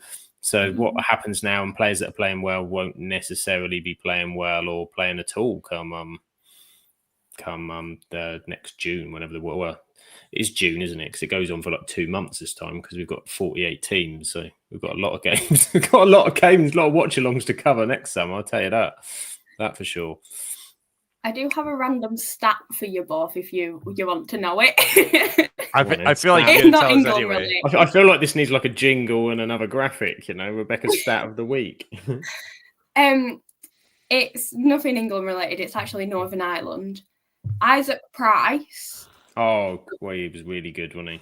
A player that I have mentioned a few times on the lower league show. He is an ex-Everton player as well. So do really like Isaac Price. I was wondering where the He- connection was. Oh, goal. Hey! Goal. Sorry, Rebecca. Yes. All right. It's the reverse of last week where you were interrupting us with goals. There's been a goal. Konza. Konza, I think it was. Free kick came in. Petrovic parried it straight into. I don't know who he parried it. We'll have a little look at the replay. It was all a bit scrappy. But we're 3-0 up. 3-0 up in Serbia. VAR check, apparently. Where was VAR earlier for that handball? Yeah, no, that handball. Clear and obvious, my backside. Yeah, outrageous. Don't get me started on handball. This is where Lucas is going to come running There in we at go. some point and be like, "Get Declan off! Get Declan off!" They must be checking whether it's hit gate because the ball's gone all the way through. Kane was offside; it wasn't playing the ball. So Gordon's had a shot. Petrovic has knocked it out. It's hit Mark Gahey, and then at the back post, Konza's come in and finished it off. So what are they checking? Whether it's hit Gahey's arm, Offside, maybe, I don't know. or are they saying that Kane's interfering with play? I mean, Konza's seems to be happy here. They've all gone back to the. Welcome back to the centre circle. I don't know. Now referee's waiting. Leandro Trossard is back again. Tuchel's having a chat. Goal check. Someone needs to do a DNA test on this guy and Check Trossard, over. because Yeah, it's pretty similar. Check over. It is a goal. There you go. They were checking for offside, apparently, according to the chat. There you go. 3-0. Sorry, Rebecca. Isaac Price. Yeah. He has become the youngest player for Northern Ireland to score 10 goals. Oh. hmm Presumably taken over from Johnny Evans at his early career. Or David Healy, maybe. David Healy, remember him? What a goal scorer he was. I didn't even know I could remember that name until about 2 seconds ago when I said it. So You just racking your brains for a Northern Ireland. yeah. David Healy's a shout. So 3-0 to England, 55 minutes in. Yeah. Well, this is more comfortable. Central D says all score predictions are over, but I'm happy. I'm happy. glad that I've lost this prediction because we're winning by more than I said. So. When things go for what you want, then you just kind of have to go, look, I'm prepared to be wrong. Be wrong. Hello, what's he doing here? It's like everyone keeps telling me that United are going to beat City at the weekend, and I'm not convinced. People keep telling me Even with all the injuries City seem to be having with like Cherky and Mamouche, like you were mentioning before, Sam, I'm not convinced. I'm quietly optimistic, but I'm not going to project it too loud because If Everton beat Villa, apparently we can go top of tip. Stop the league. I don't know League. if I need that in my life, to be honest, Rebecca. I don't know if I need you to be going, we're in a title challenge in the 4th week of the season at this early stage. I'm not sure if I need that. Yeah. Well, it'd be quite. I've got one team at the top of the 92, the other team at the bottom of the 92. You just Worked out quite well. You're just sharing it about, and everyone's giving United poo in the chat like this. United get relegated. United can even bring Grimsby. We're in the top half. We're in the top half. I think Simon needs to be careful because apparently Lampard's interested in a job in the Premier League, so I think he needs to be. He might be managerless. And Coventry got knocked out as well, so there you go. It doesn't matter. Exactly. EFL Cup's the EFL Cup. Where was this when Liverpool got knocked out by the lowly Plymouth in the FA Cup? You were all quiet then. This is it. I mean, we got a draw against Grimsby, so I'll take that. Exactly. Ineligible player as well. You know, outrageous. Ineligible. Ineligible player. Yeah. And Chris is back. York are winning 1-0 against Tamworth in the National League. Look, there's just Chris, you are a man of the people. You are. You are. Never let it be said otherwise. The man himself. Even if you are a Spenny Morph. The absolute vidi printer. I love the fact that Conte was on the. He was like, I'm going to smash this. It's on the line. I'm going to make Why sure. wouldn't you? Got to be done. Got to be done. Got to be done. Got to be done. But he's another one though that if he has a good season, like he could be in with a shout because central defense is like Gue's probably the most nailed in, I think, of all central defenders because John Stones can't stay fit. Maguire's not in the first 11. Jared's still injured, as Rebecca likes to mention every 5 minutes. He's on the grass. He's The back only thing- doing like It's on the grass. he's doing like what's the word? He's like on the doing, training like, pitch, lawn is probably the training. better Lawn term. bowls. He's doing Yeah. like training at the minute. We're getting closer to Jared's return. He's not doing anything that may be considered illegal on the United Kingdom shores. And James Tarkowski may be the only hope we have after that. So, you know. And even then, I think Michael Keane's doing a bit better than Tarky at the minute. in the Everton team, which I never thought I'd say. He's not going to get back in. He's not going to get back in with that solid. Imagine Michael Keane gets a call up. This is it. Simon's biting back at you, Grimmy, with your Lampard. Your Lampard. It's not happening. Lampard hates West Ham fans, apparently. And they hate him with a passion. Well, apparently. This is where it gets announced next week. Fabrizio. The opening shot. All I need is it just zoomed in on my face, and all I'm going to say is, "Hello, Simon." I'll just put that comment up, just emblazoned on the front of the screen. Let's talk about Frank. It could be the thumbnail. Talk to Frank. You get it printed on a T-shirt and just turn up with that written on it. Grim will be here with his. It'll be I'm like glad a you understand like my bubbles. style, Rebecca. Classic. And Ronaldo scored for Portugal. Yeah. Penalty for Portugal. Still scoring international goals. But yeah, it's Ronaldo. It's an interesting one. Yeah, I can't lie. I am looking forward to the Prem being back this weekend. I have missed it, even though it's only been one weekend. Yeah, I think because the excitement was just starting to build. We'd had some exciting games. That Arsenal-Liverpool game aside, which wasn't great, but that week, the weekend that I found, like when we were covering it last weekend, I think I said to you guys off air, it was difficult selecting the games to talk about more because every single one of them had their own kind of story and a lot going on. Even that Arsenal-Liverpool wasn't exciting. And obviously Leeds-Newcastle was a bit of a bore fest, but outside of that, it was pretty good. It was only not that long ago before we had that Liverpool-Newcastle game. You've got Manchester Derby coming up this weekend. Yeah. Got Merseyside Derby coming up as well. Let me put it this way. By the time we get to the next international break, I may well be thankful for that international break. Yeah, our pictures aren't nice, Grimmy. I'm not going to lie to you. From a Man United perspective, it's not. But so this Saturday we've got coming up. Just checking, there's no Friday night game, is there? No, there isn't. No, there isn't. There's Saturday. So Saturday we're back with the Premier League. Lunchtime, Arsenal versus Nottingham Forest. Ange's Nottingham Forest, of course, who will have had probably one training session of Ange ball before they go to it's either the going to be the Emirates. most immaculate performance you've ever seen from Forest, or it's going to be an absolute car wreck. Surely he's got us to say, look, we'll start working on this next week. You can't start mucking around with stuff. Or they could. I know Arsenal haven't been tearing up trees so far, but that could be dangerous if they start to be too clever. The build of the Forest Trophy starts now, and the second season starts now. It does indeed. You've got Crystal Palace versus Sunderland, Bournemouth versus Brighton, Everton versus Villa, Fulham versus... There's a lot of tough ones to call this weekend. Yeah. Fulham Leeds, Newcastle versus Wolves, West Ham Tottenham, London Derby, Brentford Chelsea, London Derby. And then on Sunday, Super Sunday.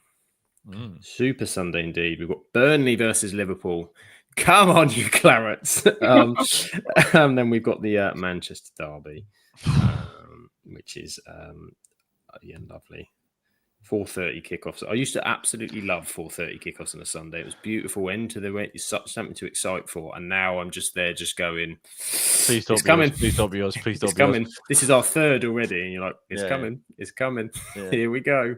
4:30 on a Sunday. It's bad enough. It's bad enough we had to watch the Fulham away performance. Never mind anything else. Oh, my memories of last season mostly are because with all the Sunday games that we had, like I have a roast dinner on a Sunday, and then after the Super Sundays when I sit and I'll do all the washing up and that, and sometimes I'll have the aftermath of the Super Sunday on in the background. I'm listening, or I might have a podcast or something while I'm listening to it, but.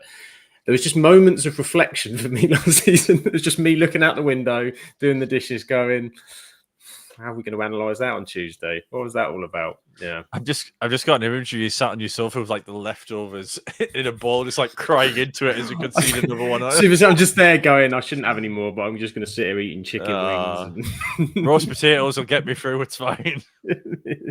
Carb up, baby. Yeah, there we go. I mean, if you want to start your weekend off well, you can watch Aki and Colchester at 12:30 on Saturday. Why not? I mean, we are still, if you want, we're on that Sky Sports Plus thing.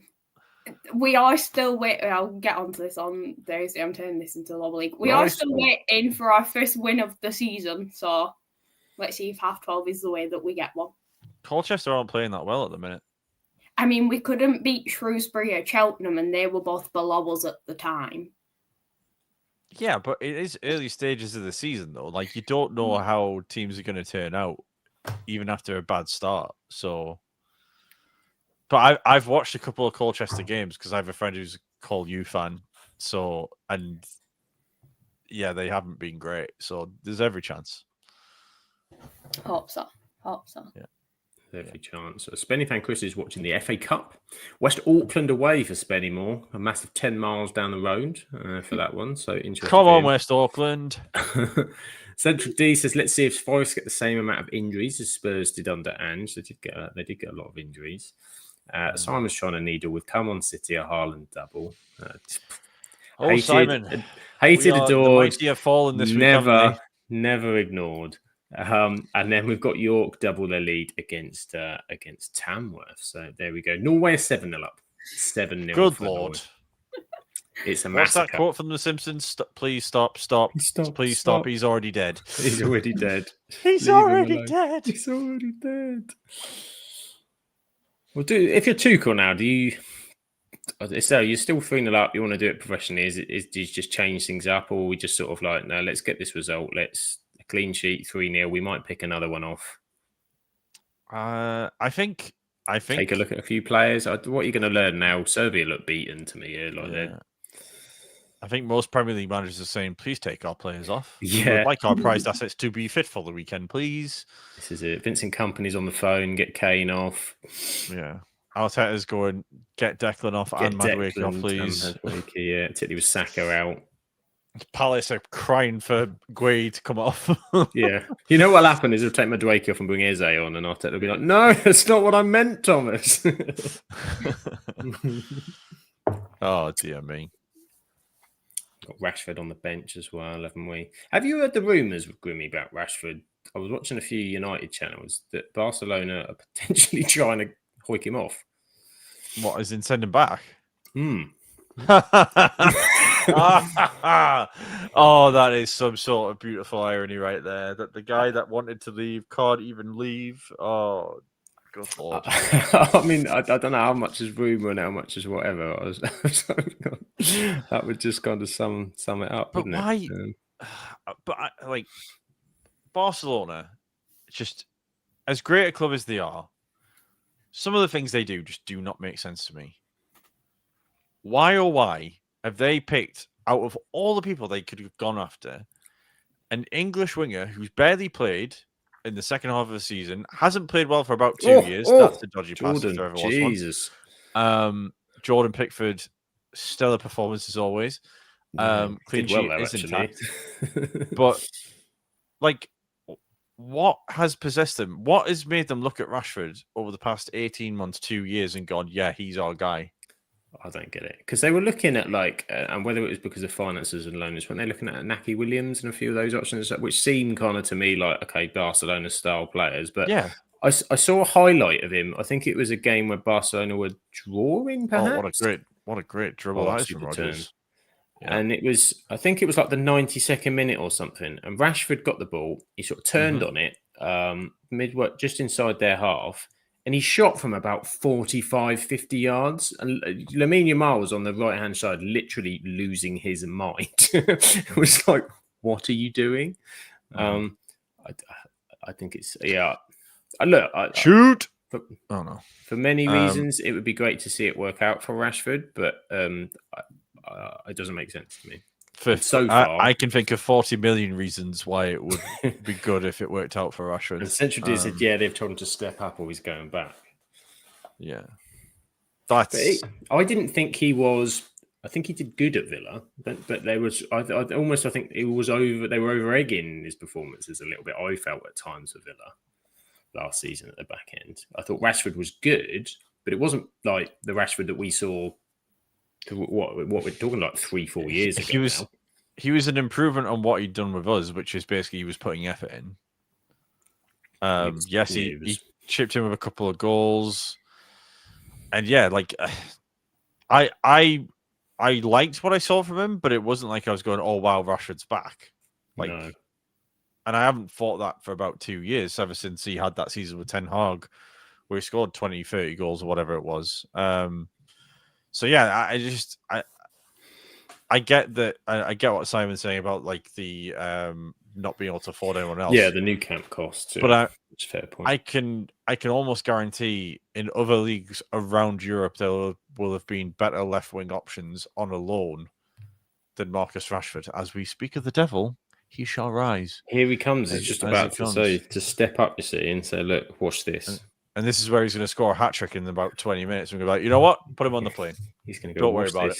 Watch this, Barcelona. So you've got Rashford and Spencer on. You've got James and Anthony Gordon are coming off. Right.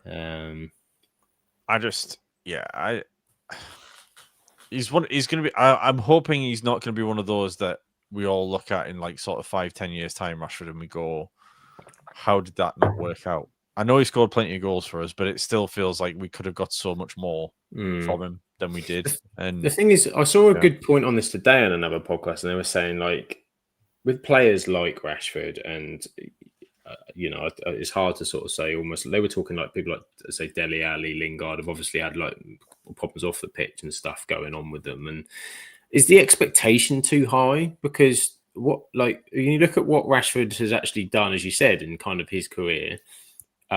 He's won a lot of trophies. He had a couple of seasons that he's never quite hit the heights, but he's still sort of been kind of consistent, okay, in kind of certain numbers. Scored a lot of goals for Manchester United time. He's not the upper echelon.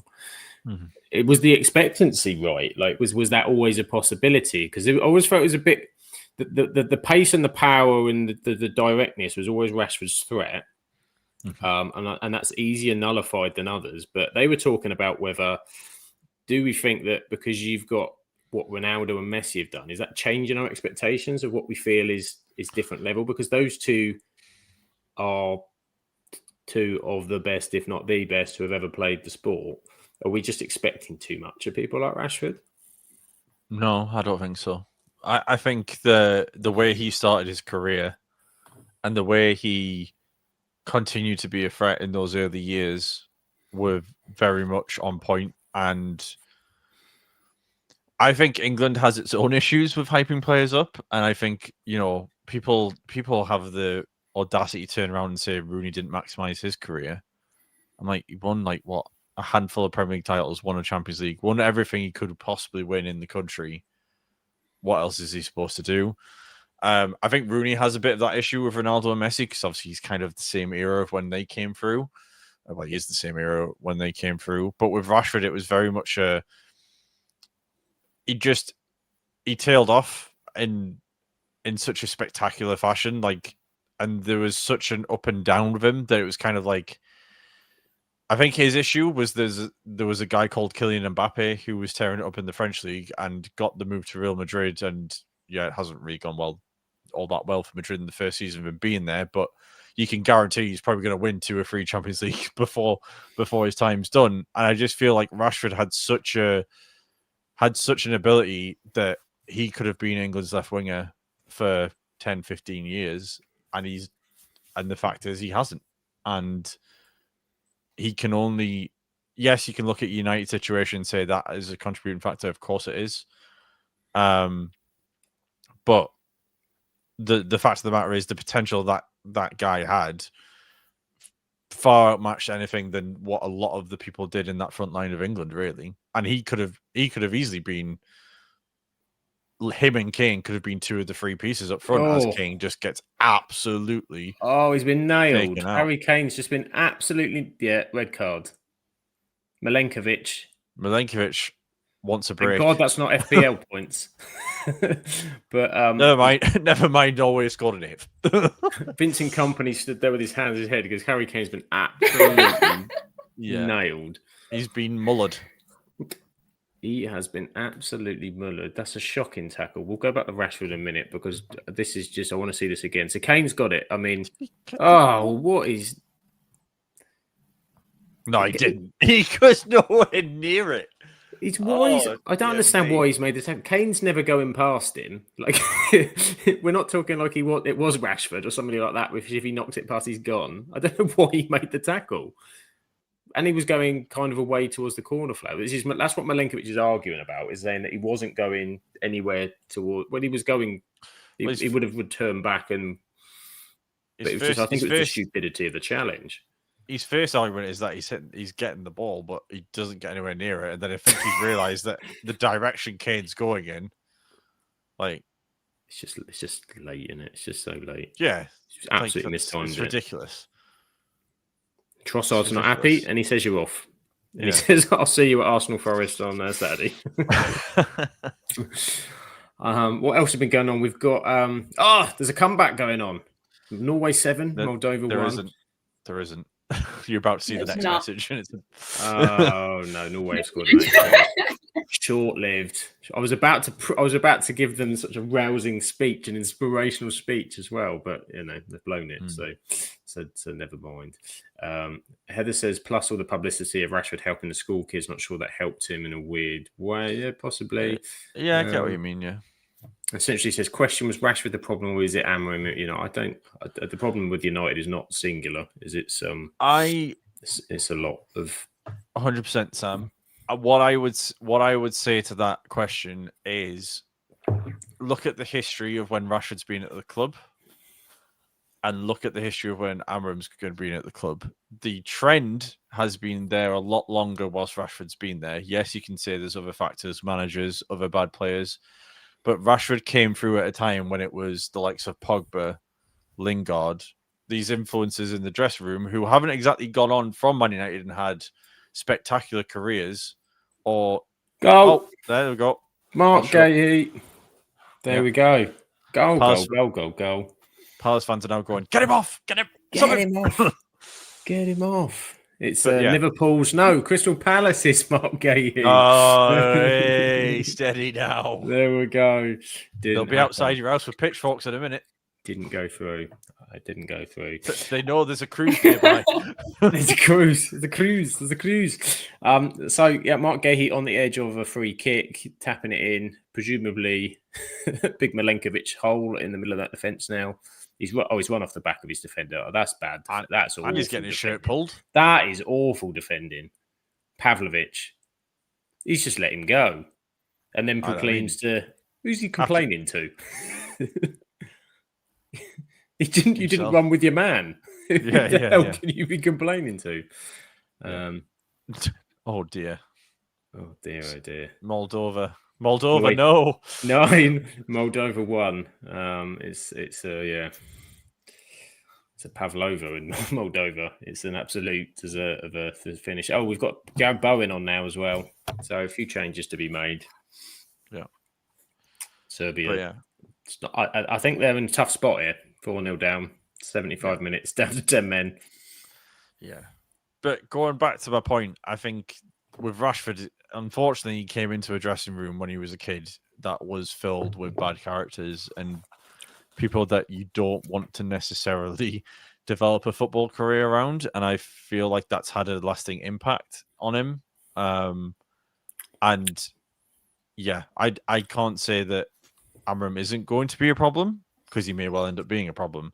But I think you have to take into consideration that Rashford's been at the club for playing in the first team for 8 years up until that point. So something had to give at some point. Like, it would have been interesting to see him come through with the stalwarts of, that secure dressing room of the past.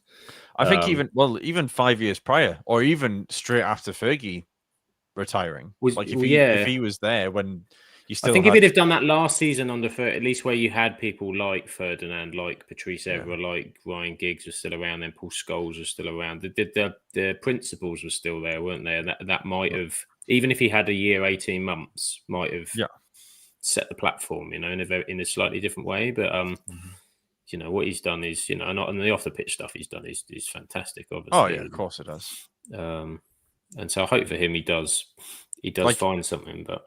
And again, I don't want it to be coming across as I'm totally negative on Rashford or anything like that. Like, he still brought us brilliant moments and performances that we'll never forget. It's just a shame that it's gone the way it has, really. Yeah, definitely so. We'll cross in there. No, headed out. Cyprus have equalised. There's a Desmond. A Cyprus Desmond. Oh, that's a lovely little one too. Oh. All of them cleared by Serbia. So this is now, I think it's safe to say that we're in a pretty positive situation in the group, if I'm going to be honest with you. Because if I look at where we're at in terms of the table, I think we've scored 12, conceded none.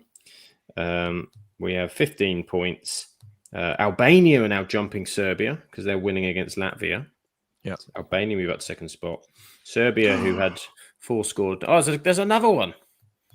No, it's a replay.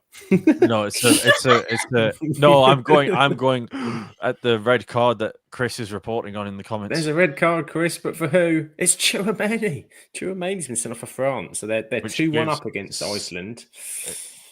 Oh wait, hang on. Who was Cyprus playing? Cyprus playing somebody else. Oh, that was better. That was more like Rashford cut inside and decent strike. Cyprus playing Romania. Look at all of this people trying to give United some grief in the back. Look at the table. Top half, guys. Top half. Nothing to worry about. Ahead of Manchester City, ahead of the derby. City, the ones that might get relegated. When the charges drop, sometime between now and 2093. We all know what's going to happen with that. It's going to be. Did anyone see the one this week with the Premier League one that they've accepted that the laws are binding? Oh well, good for them. Yeah. They've accepted it. Well done. When they said they've waived it for a minute, I thought, "Don't you dare! This can't be," and it wasn't, obviously. But it's just, I think that's what everyone thought. Points taken off. Yeah, it should be. Don't know how. Yeah. It'll be us that gets in trouble. Noise pollution, Rebecca. I've heard the new stadium's too loud. The problem is the noise pollution continued whilst there was a random Everton fan on a cruise. Charles, what a save. Good save. Petrus and Declan Rice. England are just peppering them at the minute. Why does he keep taking his gloves off every time he makes... What's wrong with his gloves? I've seen Petrovic about 6 times redo his gloves every time he makes a save. Yeah. It's a good save. He stayed strong. Oh, it's a hand as well. That's a really good save. I would give you an update on Wales, but there isn't anything to update on. Oh, no, from Norway. We're into double figures. It's gone to double figures. Haaland scored 5. Oh, no. Moldova. Sometimes you just have to wave the white flag. You just have to say poor. Surely there should be a mercy rule in soccer. Or football, as you call it. Moldova have now conceded 24 goals in their 5 games so far. With no points. Scored 3, though. Scored 3, They're doing better than San Marino. They only lost 2-0 to Italy. Which says more about Italy, I think, at this point. They did lose the reverse 5-0 to Norway, so they doubled that. This is where we're going to end up getting Norway in like the group stage in America. Well, it's about time, isn't it? Because Norway haven't qualified, have they, for major tournaments? We've been sort of saying, when's Haaland going to get his time on the World? And they haven't yet, have they? Well, can you consider that they've got Odegaard and a few other decent players in there as well? Surely. Going to be off, I think. Sliding in at their back post. Ollie Watkins, who's come on at some point that I didn't see. He's not even supposed to be on the pitch. You can say a lot about the Absolute Football podcast and watch-alongs. Professionalism is not one of them. Professionalism and details. Who needs them? Yeah. That's not. We have some level of detail, to be fair. Some detail. Sometimes we have stats. We love a good random stat. That's what probably we're strong in. About young Northern Irish strikers. Exactly. Who thought that David Healy was going to get a mention this evening? But there you go. Not me. That's for certain. A goal check. Surely the goal check's over, isn't it? They've still spotted something. It's still on the screen. You can't pull it back, though, surely. It was about 5 minutes ago now. Come on, Leandro Trossard, get a grip of this. Dear me. All right, it's all over. It's been confirmed. No goal. So, are you at the Aki game this weekend, Rebecca? No, I will be boarding the cruise. I will be watching it on my phone, though. I'll be. Where is the dedication? Sheer lack of dedication from you, honestly. Just Don't apologise to me. You need to apologise to your club. I do apologise. You should write him a letter. Dear Accrington Stanley, I'm very sorry. See it on for my X behaviour. tomorrow, Rebecca. Official statement. It has been brought to my attention. I have let down my club. Let down my club. I brought the club into disrepute. Black and white screen, just like dramatic music in the background. Oh dear. And look who's joined. It's our wonderful Ben is in the chat. There he Lovely is. Ben, who loves a bit of Tommy T. He's a big Tommy T fan. He says, "Hey, you beautiful bunch, loving the Tommy T masterclass tonight. More flair, more pace, and playing with intent. He loves it. He loves it. See, What do you Ben's want? on the positive. It's coming home, Grimmy. Feel it. Feel it. I'm not sure I'm there yet. Not I there yet. think we could be 5-0 up in the final with Pessimistic. 5 minutes to go, and I'd still not be there yet. It has been a lot better. It has been a lot better. And maybe this is a good sign because, okay, Serbia are not Spain, but they're not Andorra, to be fair, either. No disrespect to Andorra. But maybe we need somebody that we have to play that intent with because we know that we're going to be tested. Not that I think Serbia have been very good at all tonight, but I think we've done it by moving the ball around well. We've shown threat at set pieces. Yeah. Our attacking players have got into the game. Yeah. My problem with this performance is that I worry that English media is going to go, well, it's just Serbia. Well, this is always we can't win either way. This is what the qualification 101, isn't it? Like if you don't do well enough, it's like, oh my god, you should be destroying them. And then if you do, it's like, oh, it's only them anyway. You're on a lose-lose, and Tuchel shouldn't be worried about that. Mm-hmm.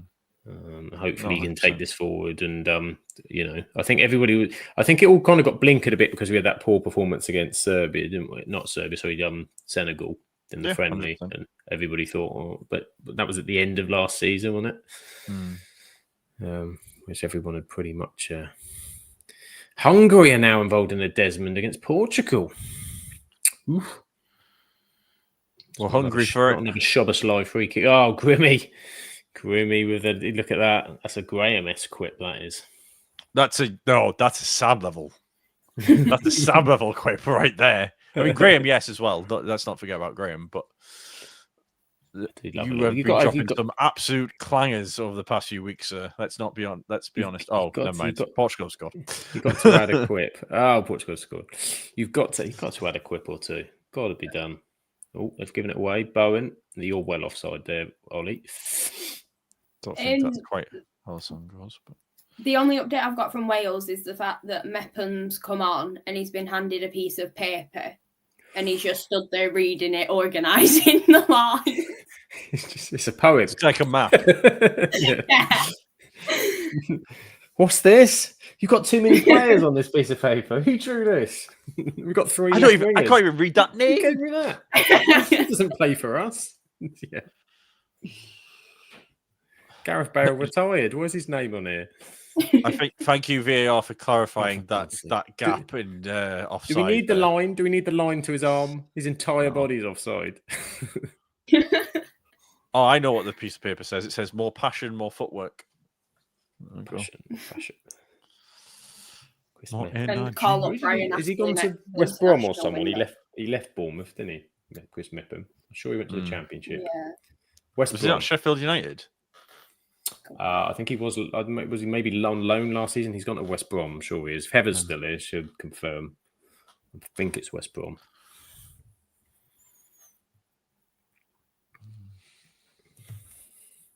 Simon says every time he hears Bowen's name, he starts singing his song. Yeah, unfortunately, it's not a podcast-friendly song, that one.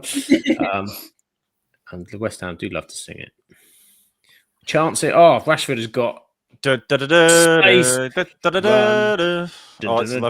Oh, no. Steps Oh, inside. he's blocked it. That's a Referee! it's a penalty. That's a pen, is it? Is it? Oh, Killed him. Is that a dive then? He said It's play on. 11-1 Norway, Moldova. Oh, dear.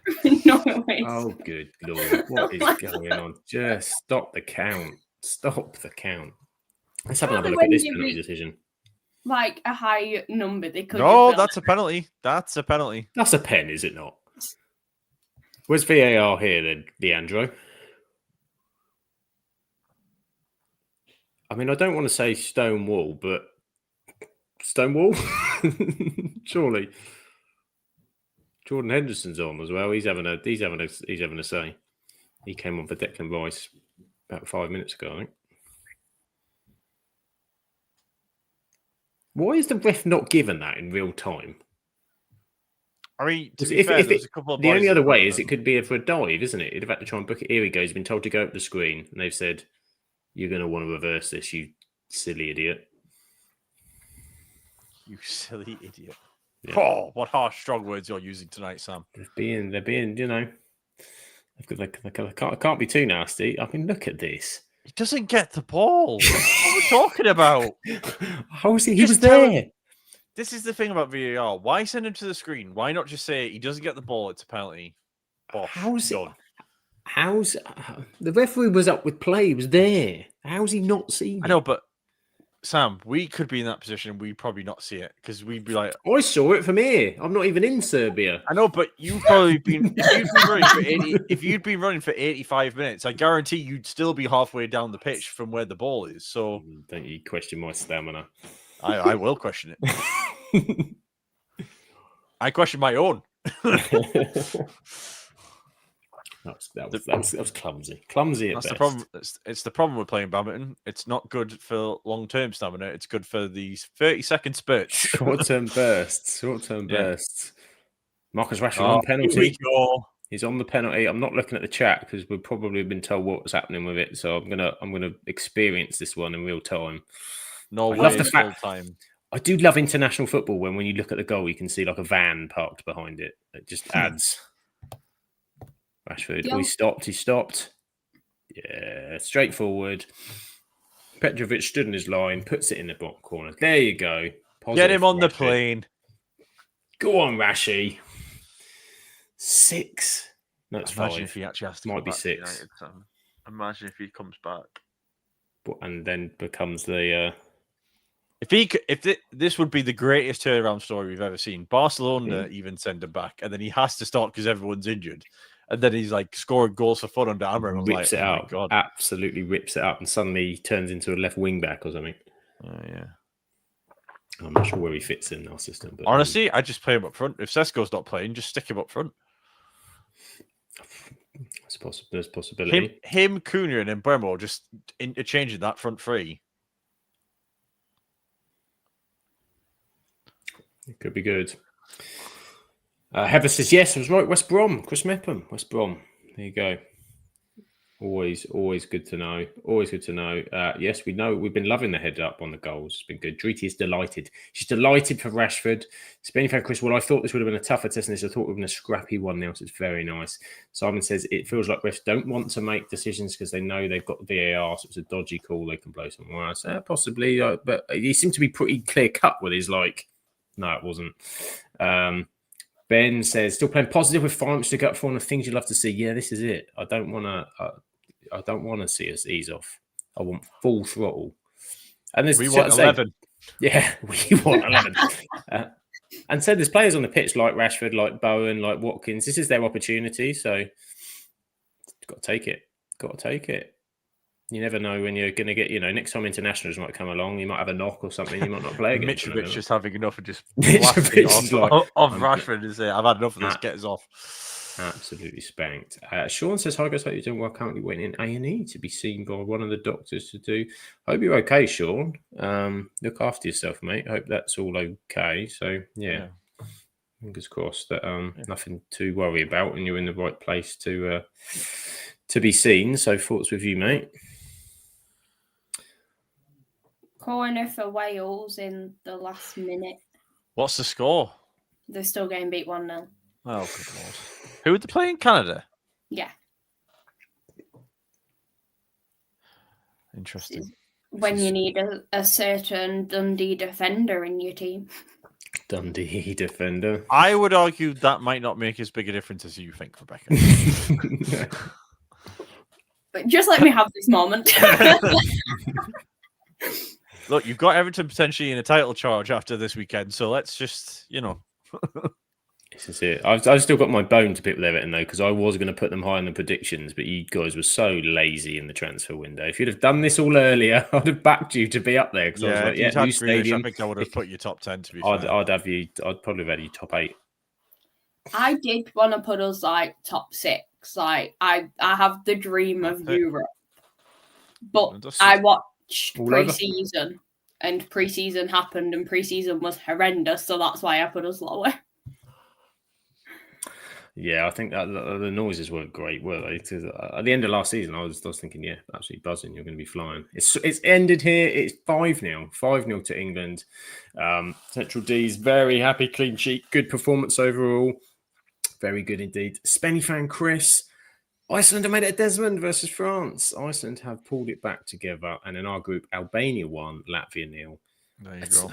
It's a job well done, Grimmy. It's a very job well done. I think everyone was thinking just get the win out here, a better performance. But I think 5-0 wasn't on the cards. I thought pretty good performance all round. No, absolutely not. I 100% agree. We both had tight score lines or fairly close score lines. I think based off the back of the performance on Saturday, we weren't confident in it being. I think we were fairly confident we'd get a result. It was just a case of how comfortable. But certainly that performance from first minute to last was very anti-England the past few years, I think, is how I best describe it. It was moving the ball forward and still continuing to attack, even when we've got the advantage. So, yeah, again, Serbia may not be the biggest nation to have to play, and hopefully won't be the biggest nation that we play in the next 12 months. But hopefully it's the start of us maybe being a bit more on the front foot, and hopefully when the sort of better players come in, like your Bellinghams or whoever, then maybe, hopefully, we can see even more of that quality come through. We're on the path, aren't we? It's a better path than it was a few days ago. So I think there's a lot to be positive about. I thought Morgan Rogers linked the play quite well at points, particularly for that for the second goal, a touch off of Madueke. I thought that was a really nice addition in there, and I think it linked better. Just think it linked better. The attack linked better. They got more spaces, and run the ball well, kept the ball well. Serbia were pretty nullified, pretty much. Oh no, Iceland VAR check. It's been disallowed. France are 2-1 up. So just looking at England's next fixtures, we've got a friendly against Wales, which is never too friendly, but that's in October. Before we then head to Latvia for the next one of our World Cup qualifiers. Then in November we welcome the Serbs to Wembley, and we go to Albania. And then that is pretty much it. Then we're into next summer, hopefully. Say hopefully. If we don't get there now, something's gone horrendously wrong. Yes, essentially. Yeah, it's pretty fair to say. But yeah, very good performance, I thought, by England. Rebecca, are you happy? You feel? Have we raised your positivity at all about England, or we? I mean, we won. Pickford's kept clean sheet. Amazing time. Fifth clean sheet in the yet to be beaten. in the Yeah. World On that Cup flow qualifier. diagram of Rebecca's thought process during an England game, does Pickford have a clean sheet? Yes, she's happy. Yes. Yeah. Go. Did any Everton players get injured? No. Great result. Yeah. We Yeah. lost 5-0 to Brazil. Did they get injured? No, still a great result. Mm. A good result all round. Full times coming in as well. Bosnia 1, Austria 2, Cyprus 2, Romania 2 in a Desmond, and Hungary 2, Portugal 3. And there we go. And so she says a fantastic pod. Good to hear everyone's opinions and Rebecca's little interesting fact. That's what we're here for, you know. There's a mixture of all these wonderful things. So England have won. Wales have been beat, and the manager's having an argument with the ref. What, Craig Bellamy? Craig, oh god, it is Craig Bellamy, isn't it? Yeah. Surely not. Surely He's having not. a good argument with the ref. Hide Go on, all Craig. the golf clubs. You give it. You give it some. You give it some. Who was it? He had that golf club with. I wanted to say John it's not. It Onorisa? was John Onorisa. I wanted to. Some of them I had Andre Voronin in there. It was like it's not him. Remember him? That's a hell of a name. The divine ponytail. It was, of course, yeah. And then they went and scored, didn't they, at the New Cup? Yeah. Back in the day. So, I mean, England have won. Anything else anybody wants to talk about before we? Do we want to talk anything Premier League before we wrap it up? Not for me. I think we covered a lot of. I think even in the breaks and everything, we covered. Everything's good start and taking over at Forest. Yeah, I think we covered everything that needs to be covered. Really, in my humble opinion, Rebecca might have another Scottish roundup to bring us. Not this week. Not this week. Not this week. Not this week. No Scottish round this week. See, international break we've missed so much. So there we go. We will be back with the Premier League next Tuesday. And so give us your thoughts on what you thought of the watch along. Is there anything you want to see us do differently with it or whatever? This is obviously we've pretty much done women's Euros and women's football so far on the watch alongs. This is our first one on the men's football. And we're hoping to do a few more of these. We've got a few potential ones in the pipeline. Maybe Premier League, maybe Champions League, maybe anything. Could be anything. If there's a game and we can get a few people together, then maybe we'll all sit down and we'll all watch it together, because I've enjoyed it. I don't know about you. I've had a good evening, a good laugh watching England with you guys. So before we do our famous socials, etc., Grimmy, where can everybody find you? And what's your current, obviously with your YouTube channel, what are you currently opening? What's your card collection at the moment? What's your latest? Oh, right. Okay. Well, you're really digging into it now. Really going into tangent topics. So basically, those who don't know, okay, I've just seen Central's latest message, and that is a hell of a discussion point. Delhi to Wrexham. Could you imagine that, like in 2017, like thinking that he's going to Wrexham? Yeah. And it gets announced during an England game where he could potentially still have been involved. Yeah, mad. That's crazy. That is mental. But going back to Sam's question, basically my YouTube channel is currently all about opening and collecting sports trading cards. Only been really going for the past few months in terms of that particular topic for the channel being on it. In terms of collection, kind of slowly but surely. I haven't really opened a lot of stuff where the stuff I'd necessarily keep. Opened a few things recently. The latest video has come out today, which I think I've talked a little bit in the background review about, Sam, in terms of what I got on that. But the sort of main pulls on that one were a Juan Sebastian Veron autograph card. Lovely. Heather will be happy with the Alex Scott card that I got from Bournemouth, of course. And there was an Alex Iwobi card, which was numbered to 5. So there are only 5 of that card in existence, which is a pretty cool find. Nice, very nice. So that's kind of the main thing. And a quick side note, in terms of whilst we're talking about trading cards, I won a £300 Zinedine Zidane card in a raffle on Whatnot, which is pretty cool. And that will never ever leave my collection unless someone comes in and says, I want to pay you stupid money for it, because it is worth quite a bit, apparently. It's a legendary. It's the Zinedine Zidane. The Zinedine Zidane. Zinadun. Zizi, as I like to call it. ZZ. So basically YouTube is kind of my main thing. We do card videos over there, and we're slowly but surely starting to build up some stock so we can do some more. And that's kind of the main place really. Taking the Pin is the wrestling podcast I'm part of as well. And Grimmy 16 is where my awful takes on all things life and football are on Twitter, or X, if you want to call it that, if you're an edgy, cool kid. So yeah, that's about it, really. Down with the times. Very good. And Spain Franco says, wow, Grimmy, that's fantastic. Fantastic indeed. I do the wrestling ones. I've got an app, the Tops app for the wrestling ones, because I don't have to pay any money to get those cards, and I don't have to put them anywhere because I don't have anywhere to put them. So they want to pretend that wrestling cards are ridiculously expensive to get hold of. Like as soon as they come out, any boxes or anything, they instantly double in price. So yeah, you do right to just do it online, and they bring out so many different ones. So I was very happy because I packed an AJ Lee Return to SmackDown card this week. So how exciting is that for you wrestling fans out there? And Rebecca, of course, where can everybody find you when you're not cruising around the world? You can find my personal TikTok and Twitter, which is _Rebecca_Sharp_. You can find all of my Her Game 2 content at ASFC Her Game 2, where we had an amazing day watching Accrington women beat Salford on penalties in the FA Cup on Sunday. So there's a lot of content on the socials for that. I also was able to announce we signed 2 player advocates for the women's team. So it's really exciting there. And then hopefully have a lot more exciting things coming up. Amazing stuff. Do check all of that out. Everyone's loving the cards, Grimmy. How much did you win it for, Grimmy?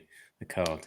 So basically, not to interrupt on Rebecca's stuff, but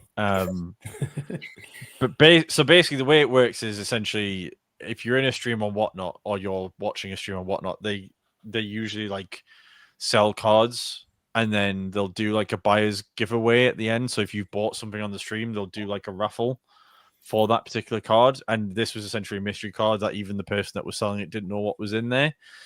And that's when they unveiled it was a Zidane card. Now, this was like at like 12:30 on a Saturday night when this happened. So I saw this card. I was like, oh, I wonder how much it's worth. And then looked at it and then proceeded to have to quietly celebrate while I remembered my wife was asleep in the next room, because if I shouted, I wouldn't have made it to see the actual card come through the post. So yeah, that's how it happened. But yeah, okay. That is how it transpired. Some late night excitement for Grimmy, you see. And you can catch me at Sam Absolute FBL. I am going to be doing some stuff on my YouTube channel soon. I had my Bournemouth transfer video is kind of in the prep, but sadly I'm not going to be here for the next few days, so that's going to be a bit delayed in terms of coming out. But I have been doing a bit of research on that one, so looking forward to sharing that with everybody. Essentially, give some love to Her Game 2, of course. Yeah, don't forget we are partnering with Her Game 2 on our Women in Football series, of which you can check out now. The 3rd episode went up this week. Bethan Cooper, who's a sports therapist for non-league, really good, interesting chat, that one with Sharp, Ben and Jen. So check that one out. That is on the channel. And of course, check everything else out. If I can find where I put it, it's somewhere here. There it is. It is the Absolute Football Podcast. We are Monday, Tuesday, Wednesday, Thursday live, usually 8:30 when it's the usual shows. Of course, this was a bit different because there is no Premier League, so we did a watch along. On Monday, absolutely non-league show with Shah and the team in partnership with NL Full Time, talking anything National League, North and South. That's up from last night. Really good chat there. Obviously, some interesting postponements as well. Which regarding a couple of Scunthorpe games, which have hit the news quite interestingly today. So do check out what the team thought of that. On Tuesday, we're the Absolute Premier League show. We'll be back next Tuesday, normal time, talking everything Premier League show, and hopefully the right result in the Manchester derby, but say it quietly. And on Wednesday, it's the Absolutely Women's Football show. They're back. The WSL and the WSL2. It returned. It is their first review show this weekend. Of the weekend that just happened. Women's football is back in a big way. So join hashtag Team Chaos. And on a Thursday, the Absolutely Lower League show with Shah and the Rowdy Rabble. Championship, League One and League Two, although it's just League One and League Two this week because Championship wasn't there. But there's plenty of action to talk about. I think Rebecca might be on that one this Thursday as well. So, a double stint going on. We are on Twitter, Absolute Ball Pod, YouTube and Twitch, Absolute Football Podcast, TikTok, Absolute Football Pod, Instagram, Absolute Football Podcast _ Blue Sky at Absolute Football Pod, Absolute Football, and Facebook, The Absolute Football Podcast. We're everywhere. You can be a YouTube member. It's fun. It's exciting. There's emojis. There's an England emoji in there as well, if you like. If you want to hop your England emojis in there. But we also got some behind the scenes episodes as well, chats with the team. More of them will be coming out soon. And yeah, Central D says it won't be long before it's 7 days a week. It's not far off at this point, to be honest, because of course on Sundays we have our new Women in Football series, and there's more stuff coming. So there we go. And you can't see it if you're on YouTube. If you're on YouTube and in the chat, you'll see those are actually England emojis, and it's very exciting indeed. So there we are. We've done it. We've made it. We've got through the whole shebang. Happy days. Have a lovely week. Have a lovely time. Enjoy the football. We'll be back next week. And ciao for now.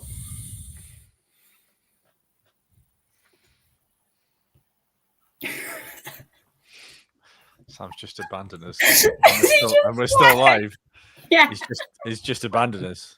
What do we do here? Hey, Sam. Thank you for that.